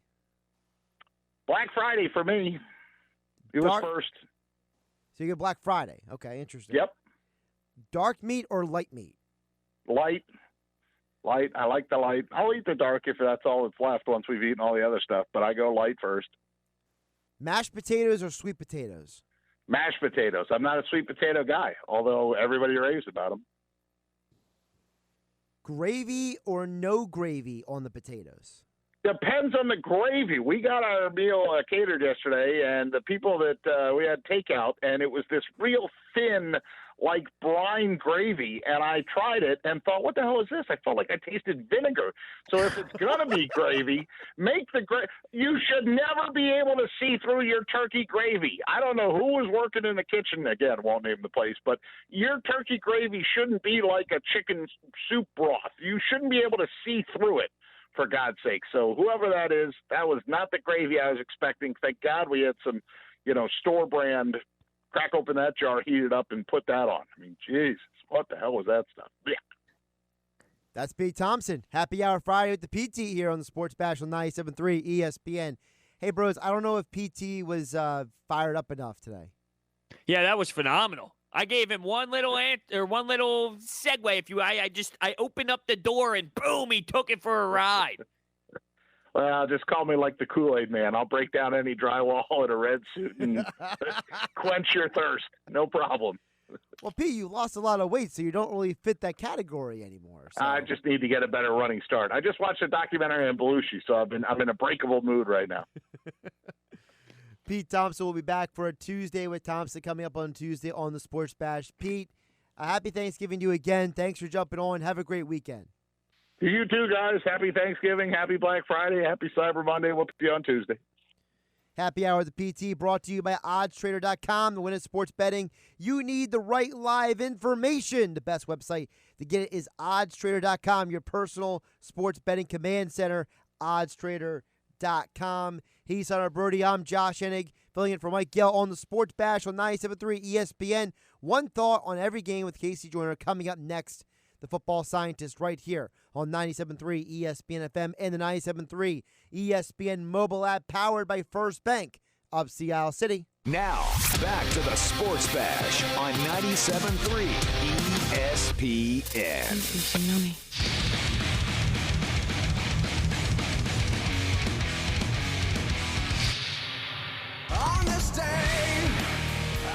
Sports Bash here on 97.3 ESPN. Josh Hennig filling in for Mike Gill alongside Hunter Brody here. Of course, joining us as he does each and every Friday, talk football. The football scientist, the one and only Casey Joyner. And of course, if I'm hosting the Sports Bash, I throw a little edge on there for Casey Joyner. I believe Edge is supposed to be returning from his torn triceps injury at some point. Casey Joyner, how you doing today? Doing great. Ed's great. I had a chance to talk to him a couple years ago for an interview he did. He did some work for a charity and things. Fantastic guy. So, Casey, we had football last night. We have a game that was moved. Before we get to any of the actual games played or going to be played, I just want to get your quick thought on the Ravens-Steelers supposed to be last night. Then was moved to Sunday. Now is moved to Tuesday. We know that Lamar Jackson was put on the COVID list, so a lot of shuffling for the Ravens. Stephon Tuitt was put on the COVID list for the Steelers. So we're not even going to see a 100% version of either team when they do play on Tuesday night. I just hope for the Steelers' sake especially, and I don't mean anything against the Ravens, but the Ravens have a massive outbreak already, so there's really nothing they can do. All they can do is cap the problems that they have. But hope for the Steelers' sake that the Ravens don't have anybody who happens to be could give it to them during that contest, because really from the league's perspective, this is your undefeated team. This is the best team in the league, arguably, and you don't want to see them have that season diminished because you decided to force a game in against Baltimore instead of either playing at Week 18 or, frankly, just canceling the thing. Because I think that saving the integrity of the season, doing that needs to be the number one priority. And if the Ravens can't do that because of their COVID outbreak, then you need to cancel the game. When you think about that game also, a lot of players are frustrated because they say they don't want the game canceled because they don't want to lose their paycheck. So, how do you feel about that whole situation? Yeah, you need to. I mean, that's where I don't want to say this to say it would be blaming the Ravens, but the Ravens have an outbreak in their organization. So if it happened to them, that'd be you'd feel for them, but you'd also go, okay, well, somebody in the organization got it, and whoever happened there. So, but I mean, if you're looking at it from the Steelers' perspective, I mean, if they lost the game, it's like they didn't even have a COVID outbreak in their organization, and now they get to lose it. And I mean, they did last weekend, but they kept it in check. I guess it's tough because for the league, you want to see that sort of thing happen, but honestly, if the integrity of the season means that the Steelers have to eat a paycheck, then that's life. You guys are 10-0, and now you can have a chance to go 15-0. You can still be one of the only undefeated teams in league history. So you got to look at it from the Steelers' perspective as a positive too. If something were to happen, at least that gets them one step closer to unbeaten. Casey, there were two games played yesterday. The Texans ran away from the Lions. Dallas was actually a close game for three quarters, and then the Cowboys imploded and Washington capitalized. So let's start with the Texans versus the Lions, Casey.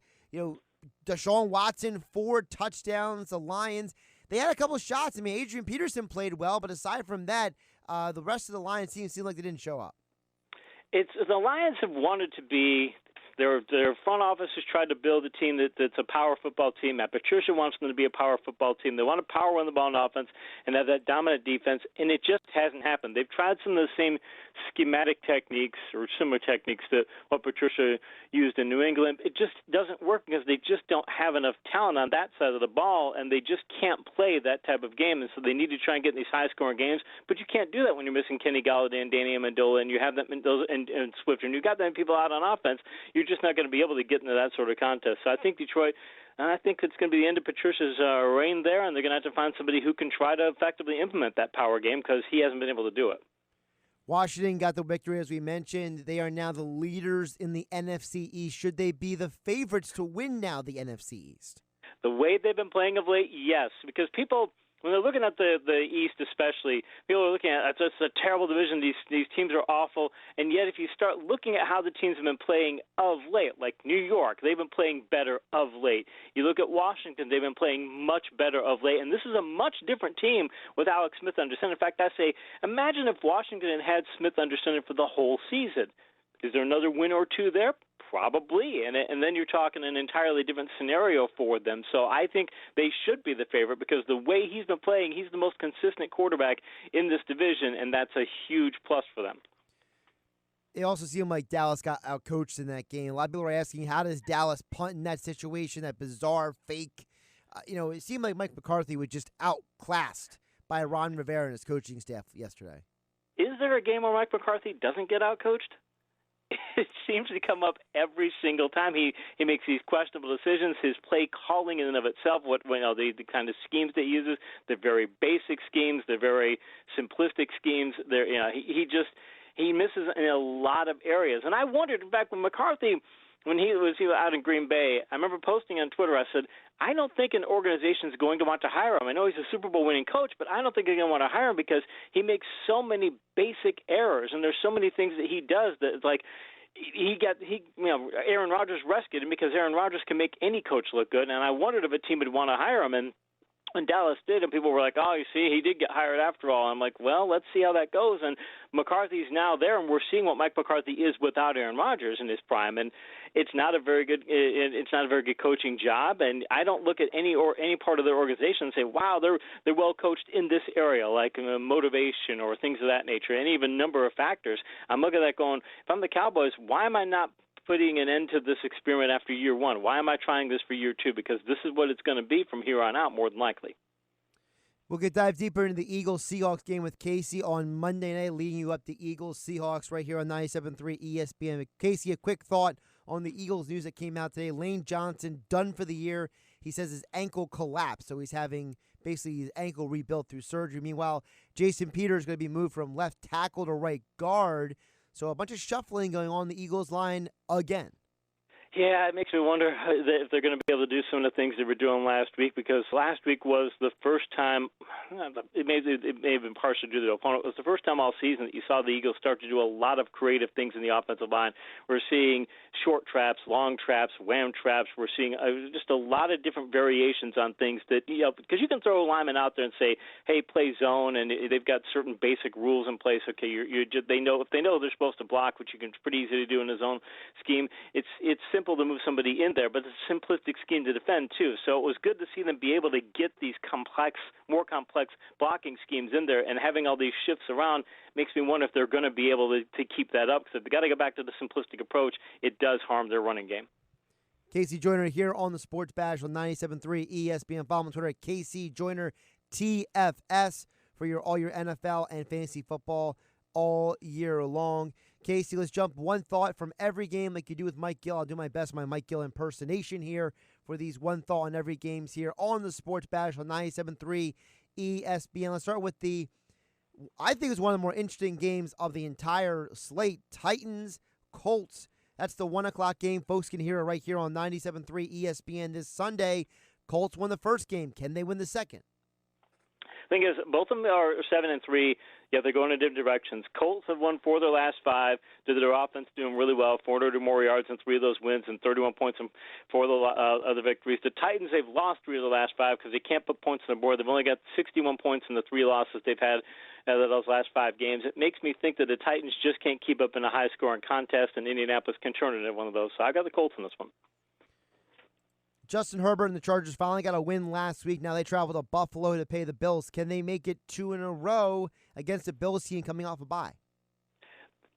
Chargers have put up 26 or more points in 6 of the past 7 games. And the problem for them is that their defense has given up 28 or more points in 7 straight games. I mean, that's just abysmal. Buffalo got back, over the last couple of weeks, they've gotten back to what they were earlier this year because they were high scoring, and then teams figured out how to slow them down after that Tennessee game. And the thing is Buffalo, if they get into a shootout game, Buffalo's 4-1 in shootout games this year. The Chargers are 2-3-1, and their 2 wins came against the Jets and Jaguars. I think the Bills are better suited to win a high-scoring game, so I'm picking them. Panthers, Vikings, 2 teams are on the outside looking in when it comes to the playoffs, but they both are teams that have something to play for, in my mind at least, because they both have coaches going in different directions. They do. I mean, I like Carolina's coach, but they are not playing quite as well of late.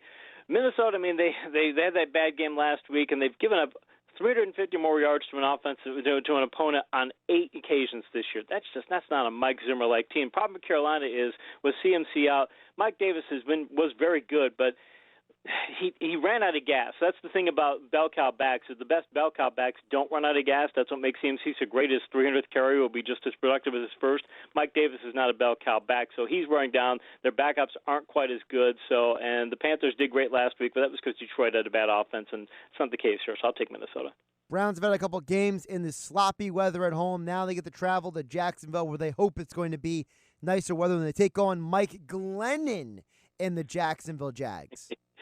Yeah, Mike Glennon, and the thing is, Cleveland has allowed 17 or fewer points in 3 straight, and they've given up 250 or fewer net passing yards in 5 of their last 6. And they got help in the weather in that one game, but they've been playing well on offense or on defense in a number of ways. And their offense hasn't been quite as good. They started off the year, they got 32 or more points in 4 of the first 5, but they scored 10 or fewer in 3 of the past 5. I think they'll get enough offense out of this game to where their defense will keep Glennon. I'd be surprised if Jacksonville scores more than 17 points. I'll take Cleveland. Giants are traveling to Cincinnati to play the Joe Burrow-less Bengals, so it disappoints a lot of people in fantasy football, and the Giants are an ascending team right now. Yeah, I got Burrow on one of my main teams, and I'd be playing him in place of Lamar Jackson this week, but now I'm stuck with playing Sam Darnold. So, yeah, he's crushing people in fantasy. The Giants, though, I mentioned earlier, 1-7 was their start. But they look like they're trending in a much better direction of late. They've scored 20 more points in 6 straight games. Last 2 games, 7 of the 32 offensive yards, 0 giveaways. I mean, they're playing very well on offense, and they've got 12 takeaways since week 4 on defense. So they're playing better on both sides of the ball, and I think, losing Burrow is just a huge crushing blow for Cincinnati. So I'll take the Giants. Casey Joyner, one thought on every game. Make sure you follow on Twitter at Casey Joyner, TFS, the football scientist, here on the Sports Bash on 97.3 ESPN. Cardinals travel to the Patriots. Patriots been inconsistent. One week they could beat the Ravens. Next week they can't beat the Texans. Good news, Kyler Murray not on the injury report with the shoulder, so it seems like the Cardinals should be full strength. They should be. I think for the Patriots, though, they're not what they were in the Tom Brady years, but over the past 3 weeks, 1,176 offensive yards and 0 giveaways. So they're moving the ball on offense. Problem is they've only scored 30 or more points only once since week 4, and the Cardinals have been scoring 30 or more points almost all the time. They didn't against Seattle, but I think that was because it's a road game on Thursday night. I mean, it's the Thursday night road game blues. So I think Arizona is able to turn this thing into a much higher scoring game because New England just can't turn those yards into points. I'll take Cardinals. You mentioned Sam Darnold earlier. Was playing the Dolphins, and I got the Dolphins defense starting in my fantasy league. So who do you think is going to get the better week here? It's going to be the Dolphins defense or Sam Darnold here? I think it's going to be the Dolphins defense. They'll return back to form. Their front seven's good. They've got some problems back in their secondary. They haven't been. They've had a few problems too, though, because they've allowed 440 more offensive yards in 3 of the past 4 contests. I just don't know that New York is that team. I mean, now they're going to the third string running back Ty Johnson. He's going to have in very deep fantasy leagues. He's not somebody you would think is going to put up a whole lot of points against Miami. The Dolphins also, by the way, they benched Tua last week. I would think in part because they posted fewer than 300 net offensive yards in 3 of the past games. 3 of the games that he started. So I think this game will be closer than people think it is, but I'm still going to pick Miami because they got a big talent edge, but it won't surprise me if New York were to pull off the upset. The best team to lose a game in Week 12 was the Raiders. They played so well against the Chiefs, they just gave Pat Mahomes too much time on the clock. Now they travel to the Falcons. I expect this to be a high-scoring game, Casey. I would think it would be. The Silver and Black have scored 98 points over the past 3 games. They have yet to post fewer than 300 net offensive yards in a game and only have 2 giveaways in the past 4 games. And Atlanta's defense says they've not allowed fewer than 350 net offensive yards in a game this year. They've allowed 23 more offensive points in all but 1 matchup. And Atlanta, by the way, is as good as their offense was earlier this year. They've scored 22 or fewer points in 4 out of the past 7. So I think percentage-wise, I don't know that they keep up in a high-scoring game. So I'll take the Raiders. 4 o'clock game start with the Saints at the Broncos. It's game 2 for Taysom Hill against a scrappy Broncos team. Scrappy Broncos team, very much so. They're getting the most out of what talent that they have. Saints didn't miss Drew Brees because they're no longer a pass-centric team. They've been wanting to not be a pass-centric team for a while. They've thrown for more than 300 net passing yards only twice this year, and they've gained 100 or more rushing yards in all but 2 contests. And their defense has held 7 straight foes to under 250 net passing yards. They also have 10 takeaways in the past 4 weeks, and they've only given up 48 rushing yards per game on average in the past 5 contests. I think Denver worked its way around some limitations for Miami last week, and it helped them. But I think the talent edge is too big of a difference for New Orleans. I'll take Saints. Arguably the most injured team in the NFL this year has been the 49ers. They might have Mostert back, but the Rams are red hot who they're going against. Rams are red hot. I think this Rams team is better than the Super Bowl team. I really do, and that's saying a lot. But they held Seattle and Tampa Bay. Those are 2 pretty powerhouse offenses to a total of 40 points and 429 passing yards between them. They've generated 2 takeaways in 4 straight games. Their offense doesn't score a ton of points, but they've got 370 more offensive yards in all but 2 games this year. So they really can move the ball and hold the ball. And San Francisco's posted 2 or more giveaways in 6 of the past 7 games. So I think the Rams win the turnover battle and win the game. The final 4 o'clock game on the schedule is a game you can hear right here on 97.3 ESPN. Pat Mahomes of the Kansas City Chiefs against Tom Brady and the Tampa Bay Bucks. No intro required. Yeah, with that quarterback matchup, I mean, it's one of the must-see matchups of the year. The thing is, Kansas City started the year with a ground-and-pound approach. There are a lot of reasons for it because they want to keep from getting into high-scoring games. But of late, they've got back to their pass-happy ways. They've thrown for 350 more net passing yards in 3 straight games. They scored a ridiculous 36.5 points per game over the past 4 contests. The Chiefs' secondary is playing better, and it might be why they're going with this approach because now their secondary is giving up fewer than 250 net passing yards in 6 games this year. They finally have a secondary that can shut people down before they needed the rushing game to slow the other team down. Tampa, they do well when they score 300. When they get 330 more offensive yards, they're 6-1. They're 1-3 when they don't. I think the Chiefs' defense is going to be able to keep Tampa Bay underneath that 330 mark. So I'll take the Chiefs. Finally on the slate, you have Sunday Night Football. Packers hosting the Bears. What's interesting about this game, Casey, is that the Bears are better on the road than at home, and the Packers have been better on the road than at home. And the Packers, I think if it wasn't for the NFC East, the Packers would be the least impressive division leader in the league. Because think about it, last 6 weeks, Tampa Bay destroys them. They got run over by Minnesota's rushing attack. They scored 3 points in the second half in overtime and blowing a 14-point lead to the Colts. And their 3 wins came against mediocre teams. So they're not playing that well, but the problem for Chicago is they're a mediocre team right now. They've lost 4 straight, and they posted 17 or fewer points in 3 of those losses. They've got the quarterback issue. I believe they're starting Trubisky, but I don't think it matters who they were to start because their offense is just playing that poorly. I think Green Bay can turn this into a higher-scoring game, and so I'll take the Packers. There you go. That's your Sunday slate preview. Of course, Eagles play on Monday Night Football. Of course, folks can get that full preview from Casey on Monday's edition of the Sports Bash right here on 97.3 ESPN. Follow Casey Joyner on Twitter at KCJoynerTFS. And Casey, before we let you go, tell folks a little bit about PayDirt. PayDirt is my fantasy football subscription service. I do a start-sit service. I do waiver chats. I do Sunday morning chats to help people with their starting lineups. And you can go to thefootballscientist.com and use the code GIL to get 10% off. There you go. At KCJoynerTFS, thefootballscientist.com. We'll talk with Casey again on Monday here on 97.3 ESPN. Casey, have a great weekend. You too. Appreciate it.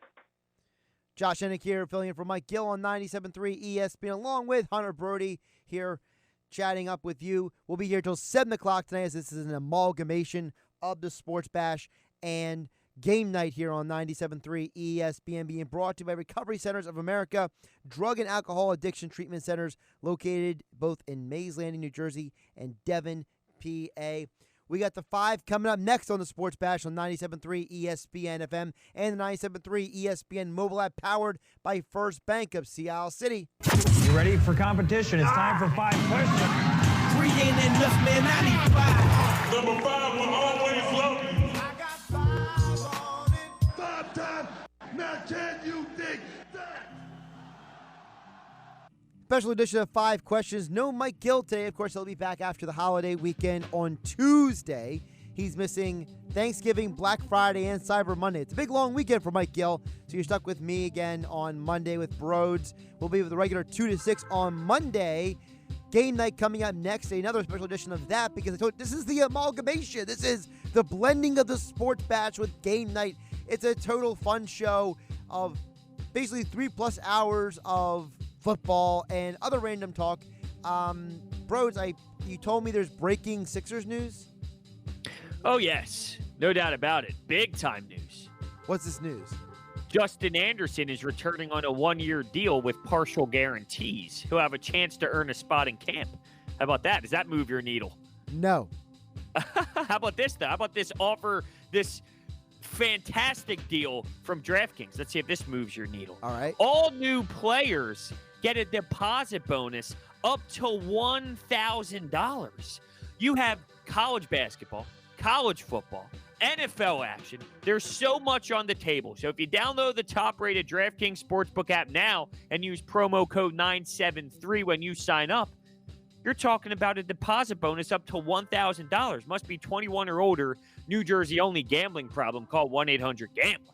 That moves my needle a lot more because we got football picks coming up in less than an hour to talk about. So there you go. Beautiful. Now, what do you got for me? Because I know you have some takeaways from the broadcast over Thanksgiving Day. Yeah, because me, I'm sitting there watching the game, eating food, consuming some drinks, and I'm sitting there thinking, okay, these are some interesting broadcasts. So I want to start with the first game, which was the Texans and the Lions. My first question is, was it awkward having the guy play the national anthem and then only the players clapping in the background? I will say yes, but it didn't stand out to me, I guess, the same impact it had on you. But I would say yes. I mean, it definitely is awkward, but I don't know if that was something I would walk away from the game and say, I'll throw that in my takeaways. All right, well, how about the fact that there were numerous times that Nance tried to drop a joke and Romo didn't get it? Yes, that is definitely something that I noticed. That is something that Romo, he gets a lot of praise for his ability to do this in the booth, right? I mean, there's no doubt about it, he gets a lot of praise. There, I think he struggled, and it did stand out to me. Yeah, I thought there was definitely a few times where Nance made a joke and Romo just was like, not there. Mentally. Yeah, hey, how about you explain this one to me? Do you think that there's maybe a little tension between them because Jim Nance wants Romo money now? What are you talking about, because of the golf thing that happened last week? Well, no, Nance reportedly come out and he wants to get paid more money. He wants to get paid as much as Tony Romo. Oh, I thought that you were making a joke about. See, now look, we just made fun of Romo for a joke going over the head. I think we had a little technical glitch in my earphones, to be fair. I thought you were saying, look, Tony Romo had off the other week because of the Masters that happened, remember? Well, that was part of it, yeah. But no, Nance reported, according, I think it was Andrew Marchand reported, that Nance wants to get paid more money. He thinks he should get paid as much as Romo. Ooh, so you think that there's a little bit of turmoil going on in the booth? I'm just wondering, maybe Nance and Romo not looking at each other a little sideways, like, what's your value, buddy? What are you doing over here? Wouldn't be surprised. I bet you that is a world that we're not even accustomed to when it comes to that side of things. You never think about it. I'm sure there's something there. Now, speaking of that side of things, one of my other observations was Fox broadcasts went out of their way to compliment the people behind the scenes. Overkill. Whereas CBS didn't do as much complimenting behind the scenes people. They had everybody on the screen. They kept calling on people's names randomly at halftime and during the broadcast. And CBS had a little thing near in the fourth quarter as they were wrapping up. Oh, with 2 minutes left. By the way, thanks to everybody. Let's name about 200 people. You know what? I'm laughing inside because you know how sometimes we ask you a question and then we anticipate an answer and then maybe Gil and I look at each other and we say, this is such a Josh answer, right? Yeah. We feel that coming. These takeaways, this is a Josh takeaway. These are Josh takeaways. Because while, yes, I understand what you're saying, this relates to exactly how you answer questions sometimes. What's your last one? Well, the last one is the halftime show. Yeah, the halftime show was bonkers. That one stood out to me, and that stood out to everybody because you see people in Dallas showing the field at halftime, and nobody's there. So first of all, I didn't know it was filmed before the before the show until halftime. I thought it was outside the building, and then everybody else was inside the building, kind of thing. You know what I mean? You know, they've done that sometimes. They have like someone singing the national anthem outside, and then inside everybody's in the building. But this was apparently filmed like 2 weeks before, so that confused me. The optics of like the slow camera rolls with a weird graininess, that made me a little dizzy at times. I don't think I was the only one like blasted by the optical illusions going on. Now, I'll give people credit. You know, you always make fun of me because I don't know country singers. I didn't know who Kane Brown was before yesterday. I'll admit it. I had no clue who he was. You know what I did? I decided to add some songs to my Spotify. He impressed me a little bit. But you know what? Before that, I had no idea who he was. I looked up and I'm like, who the heck is this guy? Yeah, I like Kane Brown. See, he was getting roasted on Twitter because a lot of people don't know who he is. He's up and coming in today's country, so he has pop to him. He's not just your standard, but I appreciate my dog, my pickup truck, the standard old country stuff. This is more about the poppy country, and I like Kane Brown, so I had no problem with the show, but there were a lot of people really giving him a tough time. Yeah, I don't like people giving him a tough time. I thought he did a good job. I just thought that the overall optics of it was a little bizarre. I thought that they could have handled that a little bit better. Now, I will say this. I got to give the Cowboys credit, though, because the Cowboys still put out the money, and Fox still put out the money to put on a halftime show. So you know what they did? They made sure people still got jobs and got paid for something that maybe that wouldn't have been otherwise if other people were involved in this COVID environment. Yeah, that's a good point. Keeping the halftime show there, knowing that it's funny. We should have realized. See, you thought I didn't even register in my brain that this wasn't happening live. You, at least, with your smart brain, realized that this could have been recorded earlier. I didn't even put it together that wasn't happening at the time. So shame on me. Well, I mean, look, I listen. But there were I people notice in the crowd things that other people at the don't. game. Okay. Also, I'm oblivious to other things. So, you know, there's things that you notice that I wouldn't notice. You know, so it's a two-way street here. All right, I'll take that. Thanks, man. Thanks for making me feel a little bit smarter. Well, listen, man. You know, you're the one with the fiance, and I'm not. So that says something right there. Does it? That doesn't make me smart. If anything, it might mean I'm the opposite. Well, you've been in a long-term relationship for what, 8 years now? I mean, that's a hat tip. How do you do there? I go back to, does that make me smart? Makes you responsible. Makes you committed. Fair point. All right, coming up next, Game Night on 97.3 ESPN. Hunter Brody has agreed to stay on despite my bizarre observations. Next here for Game Night. 1 hour left of the show. 97.3 ESPN. This is Game Night with Josh Hennig on 97.3 ESPN and the free mobile app. Now, live from the Matt Black Kia Studios. Oh, what a move! Here's Josh Hennig. Football Friday edition of Game Night on 97.3 ESPN.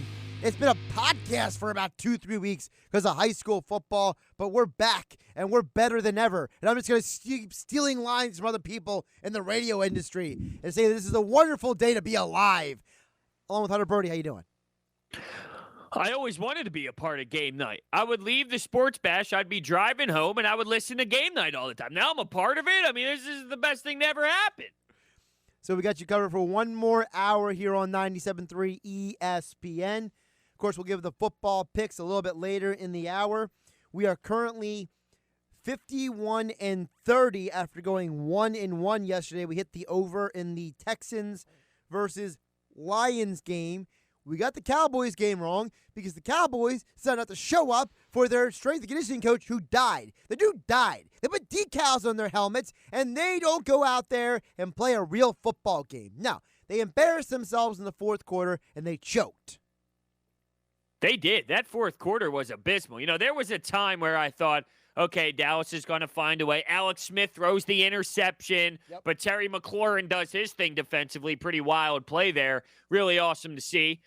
And I thought, look, the Cowboys are going to find a way to squeak this out. But no, you have Mike McCarthy making boneheaded decisions. It's an embarrassment what's going on there. And I question who would win a game right now. And I know they're going to play again soon, but who would win a game right now? The Eagles or the Cowboys? I don't know. Maybe they tie. Oh, sheesh. Could you imagine that if these two teams played and they tied? Would Doug Pederson, as much as I've been on him for the last handful of weeks, I question, would Doug Pederson make that fake punt play happen for this team? I don't think he would. No, he wouldn't. Doug would just go for it on fourth down. That's true. He would, which could be just as dumb if it's a bad play call. Speaking of the Eagles are no longer in the lead in the NFC East. If you didn't hear the news earlier today on 97.3 ESPN, Broads and I have been on the air together since around like 3:30-ish when Texas-Iowa State finally ended with that bizarro end of the game where the kicker missed the 57-yard field goal. Well, as a result, two big news items came out today. You didn't hear it earlier, or you didn't see it at 97.3 ESPN.com, or if you don't have your alerts set up on the 97.3 ESPN mobile app, which I highly recommend you do because maybe you get some alerts you might not have seen otherwise, but I digress. Jason Peters is going to move to right guard. They're using the turf toe as an excuse, but we all know the real reason, because Jason Peters shouldn't be playing left tackle. He's been embarrassed multiple times at left tackle, and on top of all of that, Lane Johnson's out for the year. He says his ankle has collapsed, which sounds like the most insane injury I could think of this year. I never heard of an ankle collapsing, Broads. Well, I guess that's what happens when you try and force it and play on that brutal ankle every single week. So, unfortunately, this is the situation that they're in. I personally don't blame them too much. I did at times say, hey, why not rest one more week, or why not rest 2 more weeks for the future of him this season? But ultimately, when I look at Lane Johnson and I look at his career, this is someone that you expect to play through injury. He does it all the time. He has done it for years and years and years. So it took him to this point. I saw reports that he will get something similar to what happened to Travis Kelce, and he came back very powerful. So hopefully the same sort of bounce back occurs with Lane Johnson down the road. Yeah, I'm not overly concerned about him bouncing back because I feel like if he has enough time to recover, he'll be okay. I just feel like you said, he forced it. He was trying to make something happen. And I told you earlier today on 97.3, I don't know if he was even maybe lying to the medical staff. Maybe he was telling them it wasn't as bad as it really was, and he may have made the situation worse. A little bit like how Deshaun Jackson was like, I don't need surgery. I'll be fine. Then he made his situation worse. Yeah, a little different with those two situations, but I understand your mindset with that. And that's what happens in this league, though. There's millions of players that play through all these crazy injuries, and then they figure it out in the offseason. They get the surgeries they need. So, unfortunately, this is how it played out for Lane Johnson, but there's been plenty of years, if you want to look at the other side, where he would play through all this pain, he would play through all these injuries, and then it worked out. And they benefited from him playing at that position banged up. So it didn't work this season. It's probably worked a billion times in the past. And this is where you're at. It just sucks because every single week this year, you're getting a new offensive line. And that has played a role in the abysmal play from Carson Wentz and the head coach's play calling as well. Now, I said there's a blessing in disguise as well, because at least there's no more, is he playing, isn't he playing, can he finish a full game, can he not finish a full game? I think as long as Jack Driscoll is healthy and good to go, he was limited on the injury report today. Adam Caplan told us earlier on Football at 4 on the Sports Bash that they expect Driscoll to be good to go for Monday night. So I think a healthy Jack Driscoll can be more than serviceable at right tackle. Yeah, apparently Lane Johnson stated that maybe it would be Matt Pryor. So that's coming from Lane Johnson, although he's not the decision maker at the end of the day. I just find it interesting that that was the name that came out of his mouth. Well, maybe he said that because he knew that Driscoll was going to be on the injury report. You know, maybe it was just that's very true. Maybe he's just naming the only guy who wasn't on the injury report kind of thing. Oh, who off the top of my head? Pryor. Yeah, he's fine. Yeah, you know. What I mean, I was going to say, speaking at the top of your head in this organization seems to be what you do and what you're taught when it comes to press conferences, if that's the case. Oh, it's the go-to move. I mean, Doug doesn't know what he's talking about halftime when he says anything anyway.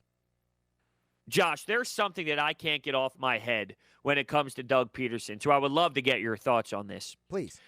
That play at the end of the half where Josh Sweat gets the sack, they do not call timeout. And then after the game, Jeff McClain asked him the question, and he literally said a million times, and he did look sincere. And if I'm being fooled, then shame on me. But the way he was answering the question, he was looking for help. it looked like he had no clue what Jeff McClain was even talking about. And you know their relationship. They go back and forth, so it's hard to read. But if Doug Pederson did not recognize that situation right there in game, that just describes where this team is at mentally. There's a ton of hiccups with this squad. They're not on the same page. Sometimes from a game planning standpoint, they're not prepared properly. When your head coach, when Doug Pederson is accustomed to always calling timeout, to always giving your team a chance, and they got the ball back at half, which even adds more context. It adds more context to the situation. How did he mess up there? I can't get over him failing to seize that opportunity. So a couple of things. Number one, I think Doug is not prepared enough for these pressers. I really do.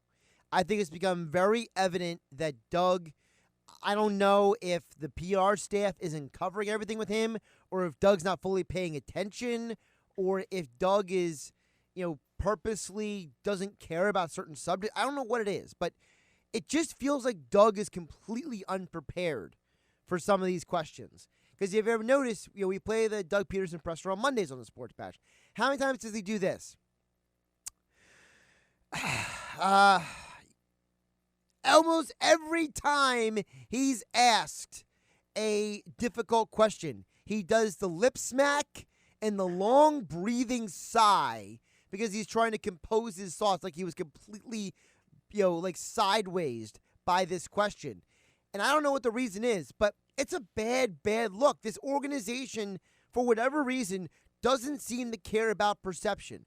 Perception is reality, bros, and this organization doesn't seem to care that the perception of them is a certain way, and they just go out there and they just keep putting out this dribble out there, and then they got to have Rob Maaddi come in there and clarify everything at the end of the presser every time.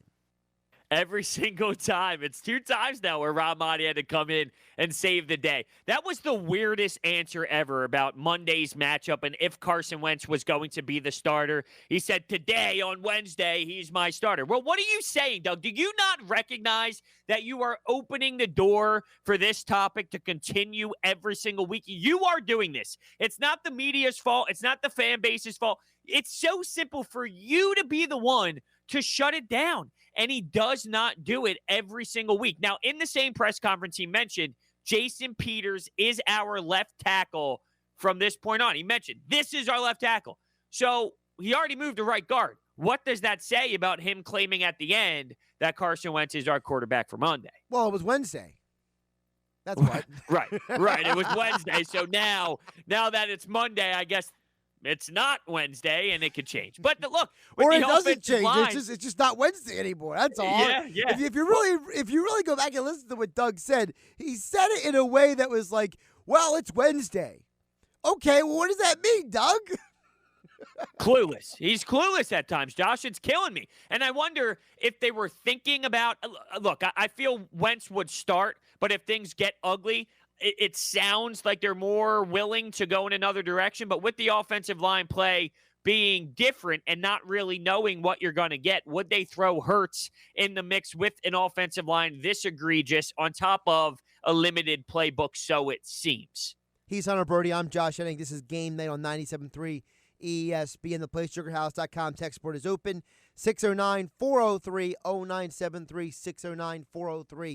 609-403-0973. Look, my contention with Hurts has been from the beginning, I don't know how much he knows the playbook. I don't know how deep he is into the playbook. There was no OTAs. There was no rookie mini camps. Everyone just showed up in training camp. They didn't even do football for 2 weeks. It was just strength and conditioning, right? So I have no idea how far along. And it's not that Hurts. I don't think Hurts can do it. I don't think he's stupid. He's the son of a coach. He's won with 2 of the best football programs in college football history and played at the highest levels. He's won championships everywhere he's been in life. I have no issue with his ability to grasp the book. I'm just saying I don't know how deep he is into it because, 1, he's the backup quarterback. 2, he's the gadget player. And 3, he didn't have a traditional offseason. I'm thinking about if they do make a change, what about Nate Sudfeld? He's out of sight, out of mind. Is he more willing to be the backup quarterback right now? Like, does he have the better ability based off the knowledge of the playbook where Jalen Hurts can continue to be this secondary piece type player, and then you have Nate Sudfeld being the guy that steps in for a bit if Carson Wentz needs to take a seat? Or would that be a bad look optically, knowing that you drafted this guy in the second round? It would be a horrible look because you already saw on another location the Saints went with the gadget guy for the starter over Jameis Winston, the guy who's the more quote-unquote experienced quarterback. I think if you go to Sudfeld right now, you're basically throwing everything in the face because Sudfeld's been inactive for, 7 straight weeks, 8 straight weeks? So I think that would be a horrible look. I don't even think the Eagles want Sudfeld anymore. I think that they're going to slowly get rid of him. I don't think he'll be on the team next year. Really? This is a quarterback factory. I'm stunned.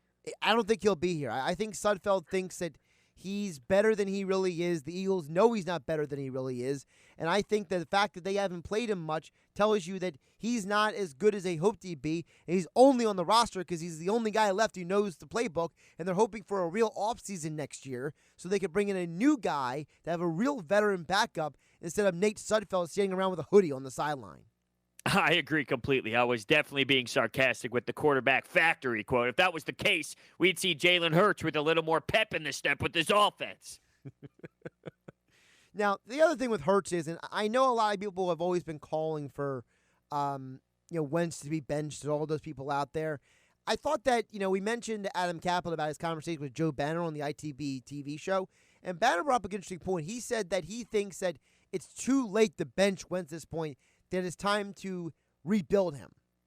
And of course, my mind went immediately to the $6 million man. We can rebuild him, that kind of silliness in science fiction. But on a serious note, I think that it's interesting that where we are in the year now, that they didn't bench Wentz before, and Banner was saying now it's too late to bench him. I don't know if I agree with that, but I thought it was an interesting point because, if you bring Hurts in now, what does that even mean? It's different with Tua down in Miami because you benched Tua, but you said he's still the starter. You only brought him out because you wanted Fitzpatrick to come in and bring a spark. Tua has, 4 starts in the NFL? Wentz has been starting for 5 years now. I think it's a little bit of a different dynamic. I don't think it's too late to bench Carson Wentz, but this is what the message would be. You're right. It's a different scenario with Tua based off of him just being drafted and now him getting a couple of career starts under his belt. The way I would approach it is, I don't care how well Jalen Hurts plays. I don't care if he gets 3 touchdowns, 0 interceptions, 350 yards, and some rushing yards as well. We go back to Carson Wentz. It would be more like, you can't continue to do this. You're not fully benched forever, but you do need a new breath of air. You need something fresh. You need to take a step back. You just need to relax a bit and almost breathe in a paper brown bag just to get a little bit of reality here. So it wouldn't even matter what Jalen Hurts did or didn't do. It would be for a game just so he could get a reality check. Not that, he should understand where he's at already. It shouldn't take a reality check, but sometimes it does. Sometimes it does take a reality check, but I just don't know if Wentz will take the reality check because I still contend that I think the only person more stubborn right now in Philadelphia than Doug Pederson is Carson Wentz. I think Wentz thinks he's more Well, he shouldn't capable. have a choice, Josh. He shouldn't have a choice. Well, because you don't have a choice doesn't mean you're not going to change his mind. I don't know if they can change his mind at this point. I think the problem is that he's not getting the right people in his head and the right people in his ear, and he's out there just doing whatever he wants to do. Well, that can't happen. If that continues to happen, then you have to make a decision. You either get people in here who can get to Carson Wentz, or you move on from the quarterback and get a new quarterback in here who will listen to the current regime. It's one of the two options, no? It is. And that's why I've contended, though, that I think that, if you had to choose between the two, it should be Pederson over Wentz, because I think Wentz I don't think he's listening. I think he's just off doing whatever he wants to do. And his answers scare me when he says stuff like, I don't need the change, or, I just need to play better. No, Carson, it's more than that, because that interception that Taki last Sunday, Broads, that interception scared me because you know who makes that throw? Mark Sanchez. Well, he did end up getting hit while it happened. I mean, if you see the professional breakdown on it, Greg Ward didn't sit in the right spot, and then Richard Rodgers got beat. Like, there's so many, and people like to say, well, you're making excuses, you're making excuses. I don't think you're really making excuses. You're just giving reasons why the play fell apart, and you give reasons why this is happening. It's not excuses, it's just a cause and an effect. And I'm not giving Carson Wentz a pass because there's been miserable plays outside of that one specifically that you brought up where plays are there to be made, and he is not making the throw. But there's just so many reasons why. And I just find it weird that if you talk to people about Wentz and you lay out this scenario, okay, let's say you're talking to an Eagles fan and you bring up moving on from Carson Wentz, but you say when he leaves this town, you ask the question, do you think he'll succeed elsewhere? And a lot of people probably will go down the road of, yeah, he probably will succeed elsewhere, just not here right now. Doesn't that play a role in how you feel about the situation? Like, even if you're mad and really bothered with Carson Wentz, I feel everybody knows that this is not truly who he is. So if that's how you feel, how do you give up on someone that you think is better than this version? And when you see him play well, it's a very solid quarterback in this league. Some guys need to leave a place to get a little shock. You mentioned, sometimes you need to be, forced to understand something. Maybe him having to leave Philadelphia could force him to reevaluate things. Sure. Or it could also be a whole entire new regime coming in here to force a new identity. You might be seeing that with the 76ers. Ben Simmons, Joel Embiid, how do they improve? And how does this team have a different mindset and philosophy with an entirely new regime, starting with Daryl Morey on to Doc Rivers and the rest of the crew? So, there's many different ways to get that reality check and to be forced into a new mindset.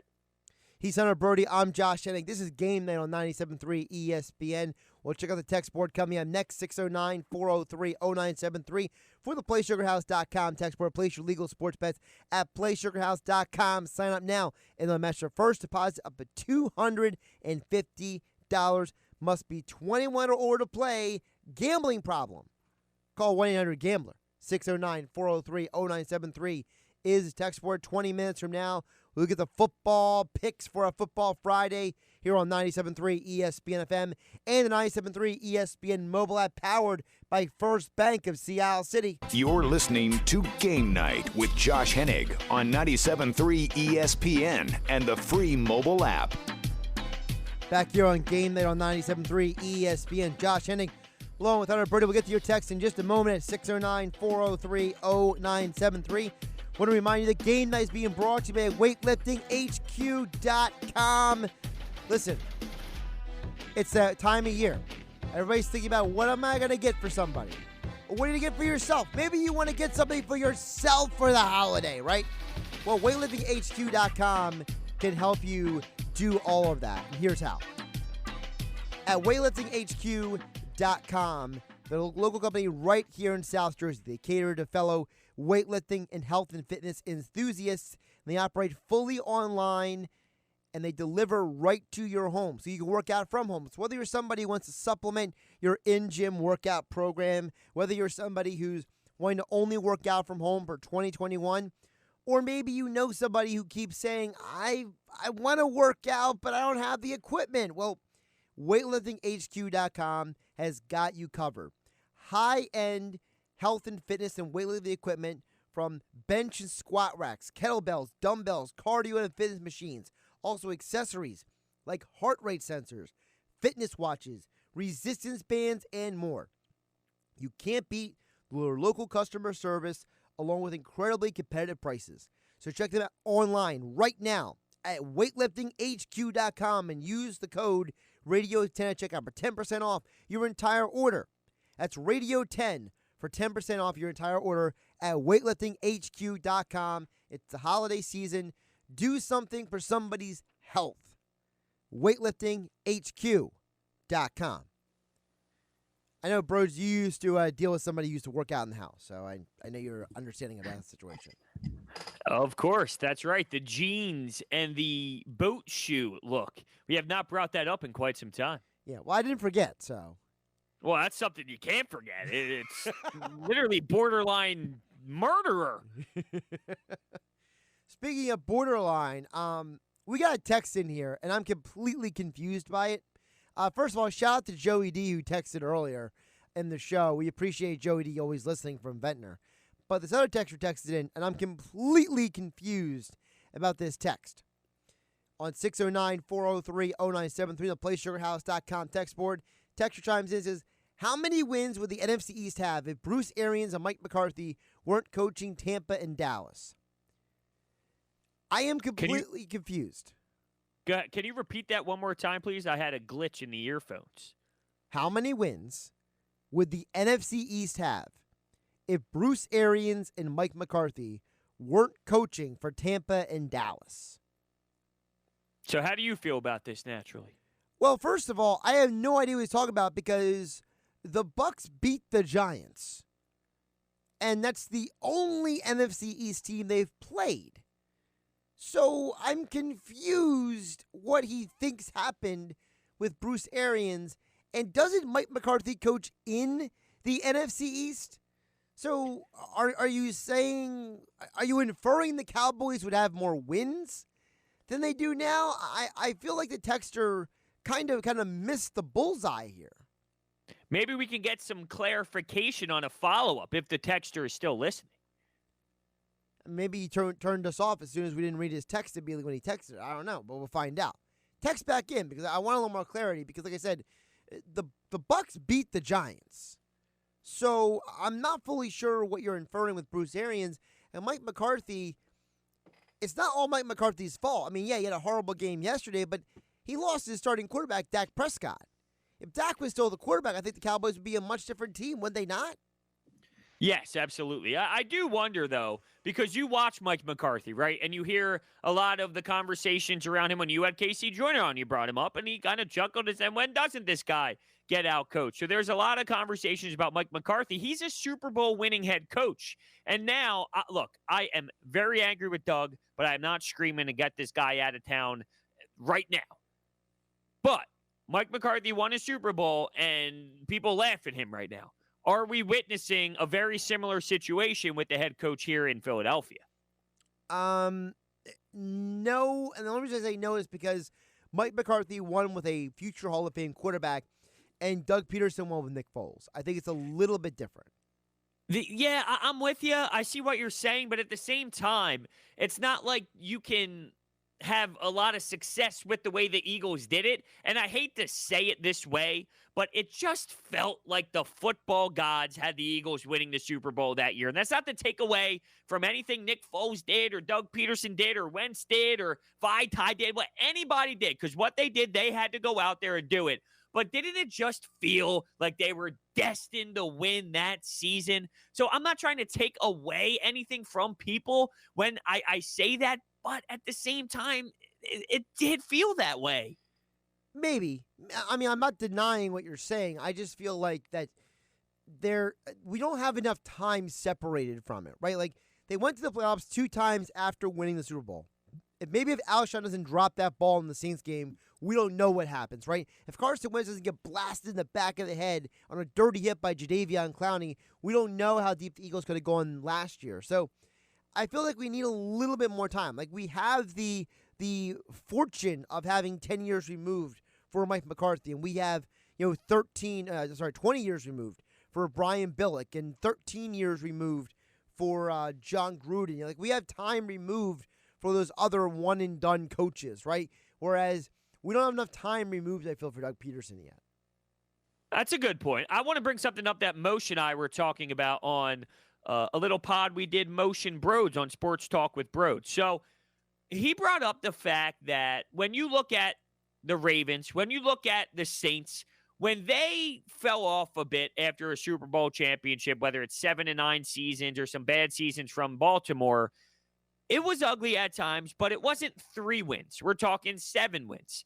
3 wins, and the way that the Eagles are playing now, it's getting really, really hideous to the level that those other teams did not really experience. So if the Eagles lose out, and let's say they don't win another game this season, there could be some serious, huge, big-time changes already, whether it's Howie, Doug Pederson, and I just wonder, would it be too reactionary from the owner, Jeffrey Lurie, to do that so close to the Super Bowl? What are your thoughts on that? I think it'd be way too reactionary because you didn't win a Super Bowl with Andy Reid, and he had multiple non-winning seasons after going to the Super Bowl and losing, and you kept him around. I think you got to let this thing play out. You got to see it through. You got to look at this year as this is a bad year, and you got to give Doug a chance to either succeed or fail one more time. Because, look, Andy Reid, I know part of it was because Donovan McNabb had injuries, but you could also argue that, Andy made some mistakes along the way, right? Andy made mistakes on who should have been the backup quarterback versus another quarterback. He had to bring back A.J. Philly, had to bring in Jeff Garcia, right? They had to do these different things to kind of figure it out as they go along. They started Kevin Kolb instead of Michael Vick, right? So, I look at and say, you gave Andy Reid multiple chances. You got to give Doug at least one more. I am under the same timeline as you. If you're saying 1 year is where you're at, are you actually saying that, or you're just saying in general you think he at least deserves one? I think he deserves 2021. That's what I'm saying.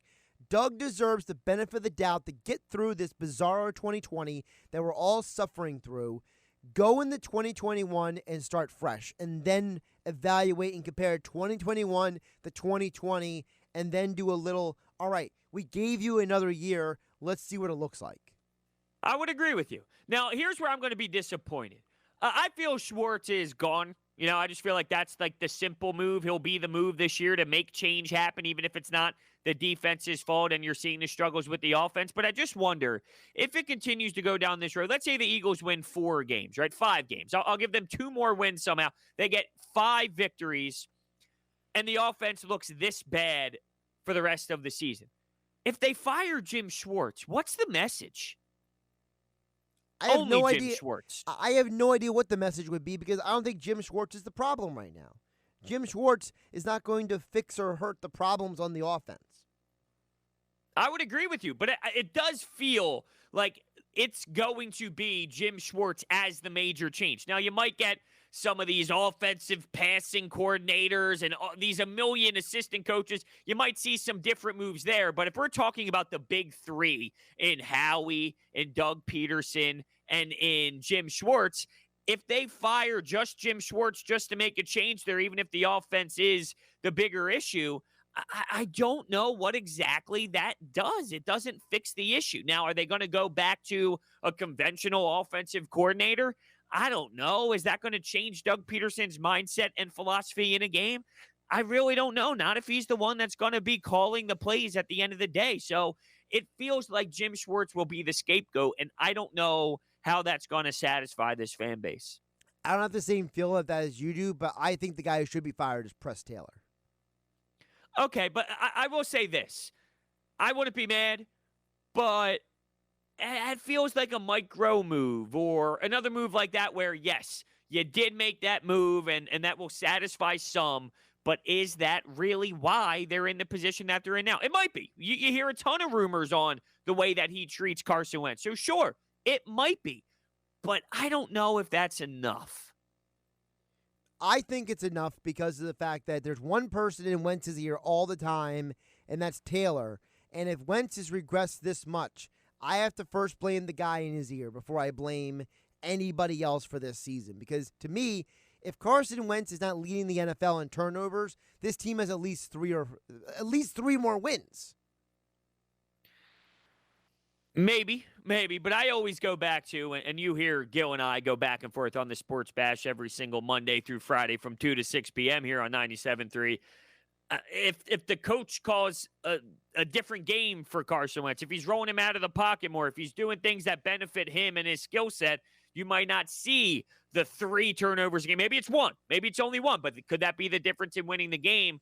I think it starts with the preparation and the game plan of the head coach. The fact that you literally rolled the guy out one time after acknowledging that he needed to roll Wentz out more. He acknowledged it the week before in the press conference. You do it one time, and the fact that you say a positive on this football team is your run game and you constantly go away from it, there is an issue with the game plan and the blueprint, and that's what starts a week. I know the quarterback can do a better job, but what starts the preparation each week? the blueprint and the mentality of the head coach entering that Sunday's game. And I think that's where the failing starts. 609-403-0973 is a couple texts to get to on the PlaySugarHouse.com text board. The guy texted back, by the way, so we appreciate him texting back. We appreciate you still listening. And that is, he said, Arians and McCarthy bring down Brady and Dak. Arians messed up Brady's style, and McCarthy is just outdated. Well, my reaction to that is, first of all, I don't think Arians is messing with Brady's style. I think Brady didn't have a full offseason, and that him and Arians are kind of learning on the fly how to work together. Because if you notice, every time Arians has called out Brady in the media, Brady has a great next game. And I should know because Brady's on my fantasy football team. So I've seen this in real time. Brady has a bad game. Arians calls him out. Brady comes out and throws like 4 touchdowns the very next game. So I don't think that he's messing with Brady's style. I think that him and Brady are learning how to work together because Brady was in the same offense, in the same system for 20 years. And then with McCarthy, I'm not a McCarthy guy, but I don't think he messed up Dak. I think Dak got injured. I don't know how you watch Dallas and say that Mike McCarthy screwed up Dak Prescott. You're right. He had a pretty gruesome injury there, and that is what happened to Dak. Now, Mike McCarthy hasn't done a great job to this point, I would say, but I don't know how you can claim that he ruined Dak Prescott, and I couldn't agree with you more about what's happening in Tampa Bay. You watch the quarterback. First off, he's getting older in his career as well. It's not like you're seeing a 30-year-old Tom Brady play with Bruce Arians, and that's what you're getting. You're getting a really old Tom Brady who some of it is maybe he's just not what he once was, and that's not a knock on him because he's still an upper echelon quarterback in this league, but he's not what he once was, and that's really defending how dominant his prime was.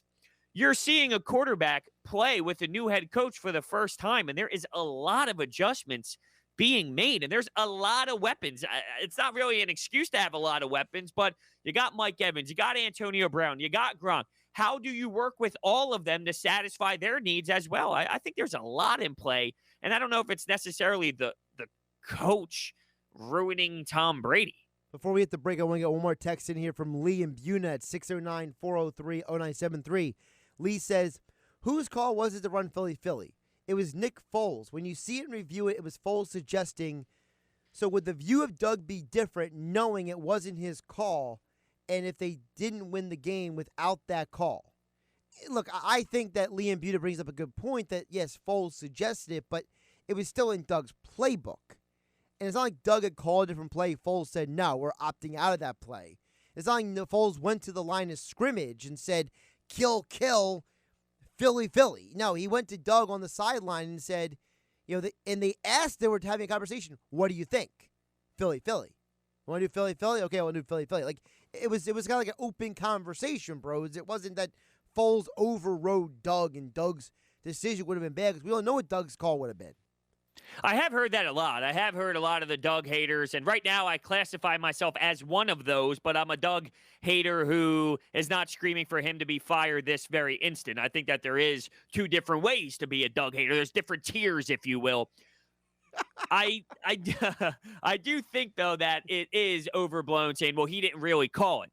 As the head coach, you're right. It's in the playbook. So he did put it together for that play to even be available. And that is one of Doug's strengths as a head coach. He does have some strengths. And one of them is working together with the quarterback, being this guy who is open to a ton of conversation and allowing his players to have that type of voice. That's what makes him the best version of himself. So I can't knock Doug for hearing out one of his players and agreeing with him in a big-time moment. That is one of the best strengths of Doug Pederson's coaching ability. He's Hunter Brody. I'm Josh Hennig. This is Game Night on 97.3 ESPN. Of course, text board, keep it coming, 609-403-0973 on the PlaySugarHouse.com text board. Coming up next, as promised, Broads, this will be the first time you are a part of Football Friday Picks. And so this time, I'll make my picks, but you can react to them in real time. How about that? I love it. I don't want to give picks. I'm having a bad year, college football. Bad year. Well, listen, I'm not asking you to make picks, but you can react to mine. How about that? I like that. I like that more. All right. He's Hunter Brody. I'm Josh Hennig. Follow him on Twitter at Broads81. I'm at Josh Hennig, HENNIG on Twitter. This is Game Night on 97.3 ESPN FM and the 97.3 ESPN mobile app, powered by First Bank of Seattle City. Now, more Game Night with Josh Hennig on 97.3 ESPN and the free mobile app. Game Night here on 97.3 ESPN. Of course, the Football Friday. Keep a text coming in at 609-403-0973 to get on the conversation. But as I promised, Football Friday, a little preview of the college football slate right now. We have a, 30. Kicker made a kick. Whoa! Notre Dame 31-17 is the lead for them right now. A big rivalry game tonight, by the way. You have Oregon versus Oregon State. That should be a fun game, considering both those teams won very interesting games last week. But we're not picking the games on Friday because we learned our lesson from last year that Fridays are a no-go for the sports geek. So we're sticking to only Saturday games and Sunday games here on Game Night on 97.3 ESPN, Broads. I can't wait to hear your picks. I got the Saturday slate ready to rock and roll in front of me. I'm looking at all the action. It's going to be fantastic. So we're going to start at the very top. So the news came out earlier that Ryan Day has COVID-19. He tested positive. He will not be coaching Ohio State tomorrow versus Illinois, to the point where they're not even going to fly out tonight. They're flying out to Champaign, Illinois tomorrow morning. So there's going to be a little jet lag for this Ohio State team. This is an Ohio State team that's not as talented defensively as they were last year. No more Chase Young, no Jeff Okudah, cornerback. They're allowing 26 points per game. Meanwhile, Illinois, they're on a hot streak. They've scored 23 and 41 points in back-to-back games. That's the first time Illinois has scored more than 20 points in back-to-back games in 3 years. I have no idea why this line hasn't moved. Every time I keep checking it, the public money still keeps running to Ohio State for some dumb reason. So give me the Illinois and the plus 28. They're at home. They are better right now than they've ever been in their school's history. They actually have a chance to cover. That 28's a lot of points for a team that's going to be jet-lagged. Interesting philosophy. I see that you convinced yourself that this is a good bet. But look, I preface this from the top. I've had a horrendous year when it comes to college football specifically, so maybe it's good that you feel the opposite that I do, because I look at this and, yes, I understand that there is jet lag in play, and Illinois is having a great season to this point in terms of where they're normally... Don't get carried away. They're not a great season, just a better season. Well, that's why I said compared to where they normally are at. It's Ohio State, and I just feel that you're going to try and play this mind game of why it can go the other way, but there's a reason why Ohio State is who they are, and getting somewhere one day late or not, they're going to get on that football field and still take care of business. So I actually like the other side of this. You can take care of business and not cover the 28. I know, but I expect them to cover the 28. So you think Ohio State's going to win like 50-20? Sure. Is that something that's outrageous? Because I don't see that being outrageous at all. Well, they allowed Indiana to score a bunch of points on them. They allowed Rutgers to score points on them. Sure. They can score some points as well, though. Sure, but we don't know all the details after the contact region. What if somebody else for Ohio State's unavailable? What if Major Teague is unavailable? Well, now if you're starting to get into some guys testing positive, that changes my opinion on things. But if you're telling me right now the head coach is going to be out, that's what we know. I feel some of these major programs, you see something going on similar in Alabama. Is that going to be the outcome of winning that game? Like, I feel they have things in control, even if the head coach isn't there. There's still a game plan. Talked about this with Doug Pederson.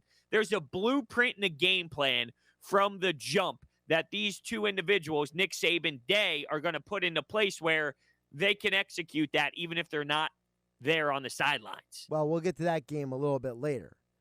I'm not picking this game, but this is a must-watch game. This is the dumpster game of the weekend. Michigan versus Penn State. I never thought in my lifetime I would have to say the two of the worst teams in the Big Ten is 0-5 Penn State and 2-3 Michigan. I'm curious, bros. I want to know who shows up. who actually decides to play football? It's hard to think it's going to be Penn State, or you can play the odds where they're going to show up at some point. You're telling me they're going to be 0-6? But if I had to guess, yeah, you know what? They just look like a team that is lost. And the head coach right now has no answers. The Penn State fan base, it's kind of funny. I'm not going to lie to you. I'm almost enjoying their pain because it's that miserable, and I deal with it every Sunday. So maybe those people should feel a little bit of pain as well. Michigan has a couple of wins, and they're not the best version of themselves this season, but they seem to have more going than Penn State does right now. All right, this next pick, we're running out of time here, so I'm going to try to get a little rapid fire. Yeah, go here. a little rapid fire at us. Yeah, well, I felt like going into the Ohio State game a little bit. Arkansas State is at home versus Southern Alabama. The reason why I like Arkansas State is they have an NFL draft prospect named Jonathan Adams. And Jonathan Adams is a stud. He's got 10 touchdown catches on the year. I know they're on a 4-game losing streak, but they're playing South Alabama, I should say. Neither one of these teams can stop anybody. So give me the over 64. I think it's going to be a high-scoring game. I will say, this is one of those matchups that screams Josh. Screams Josh. Iron Bowl, Auburn, Alabama. It is plus 24 right now. Give me Auburn on the plus 24. This is always a close rivalry game. I don't know why the spread is so big. People are betting way too much Alabama. They're overlooking the fact that Auburn's actually been good the last few weeks. I think that is something that's happening here.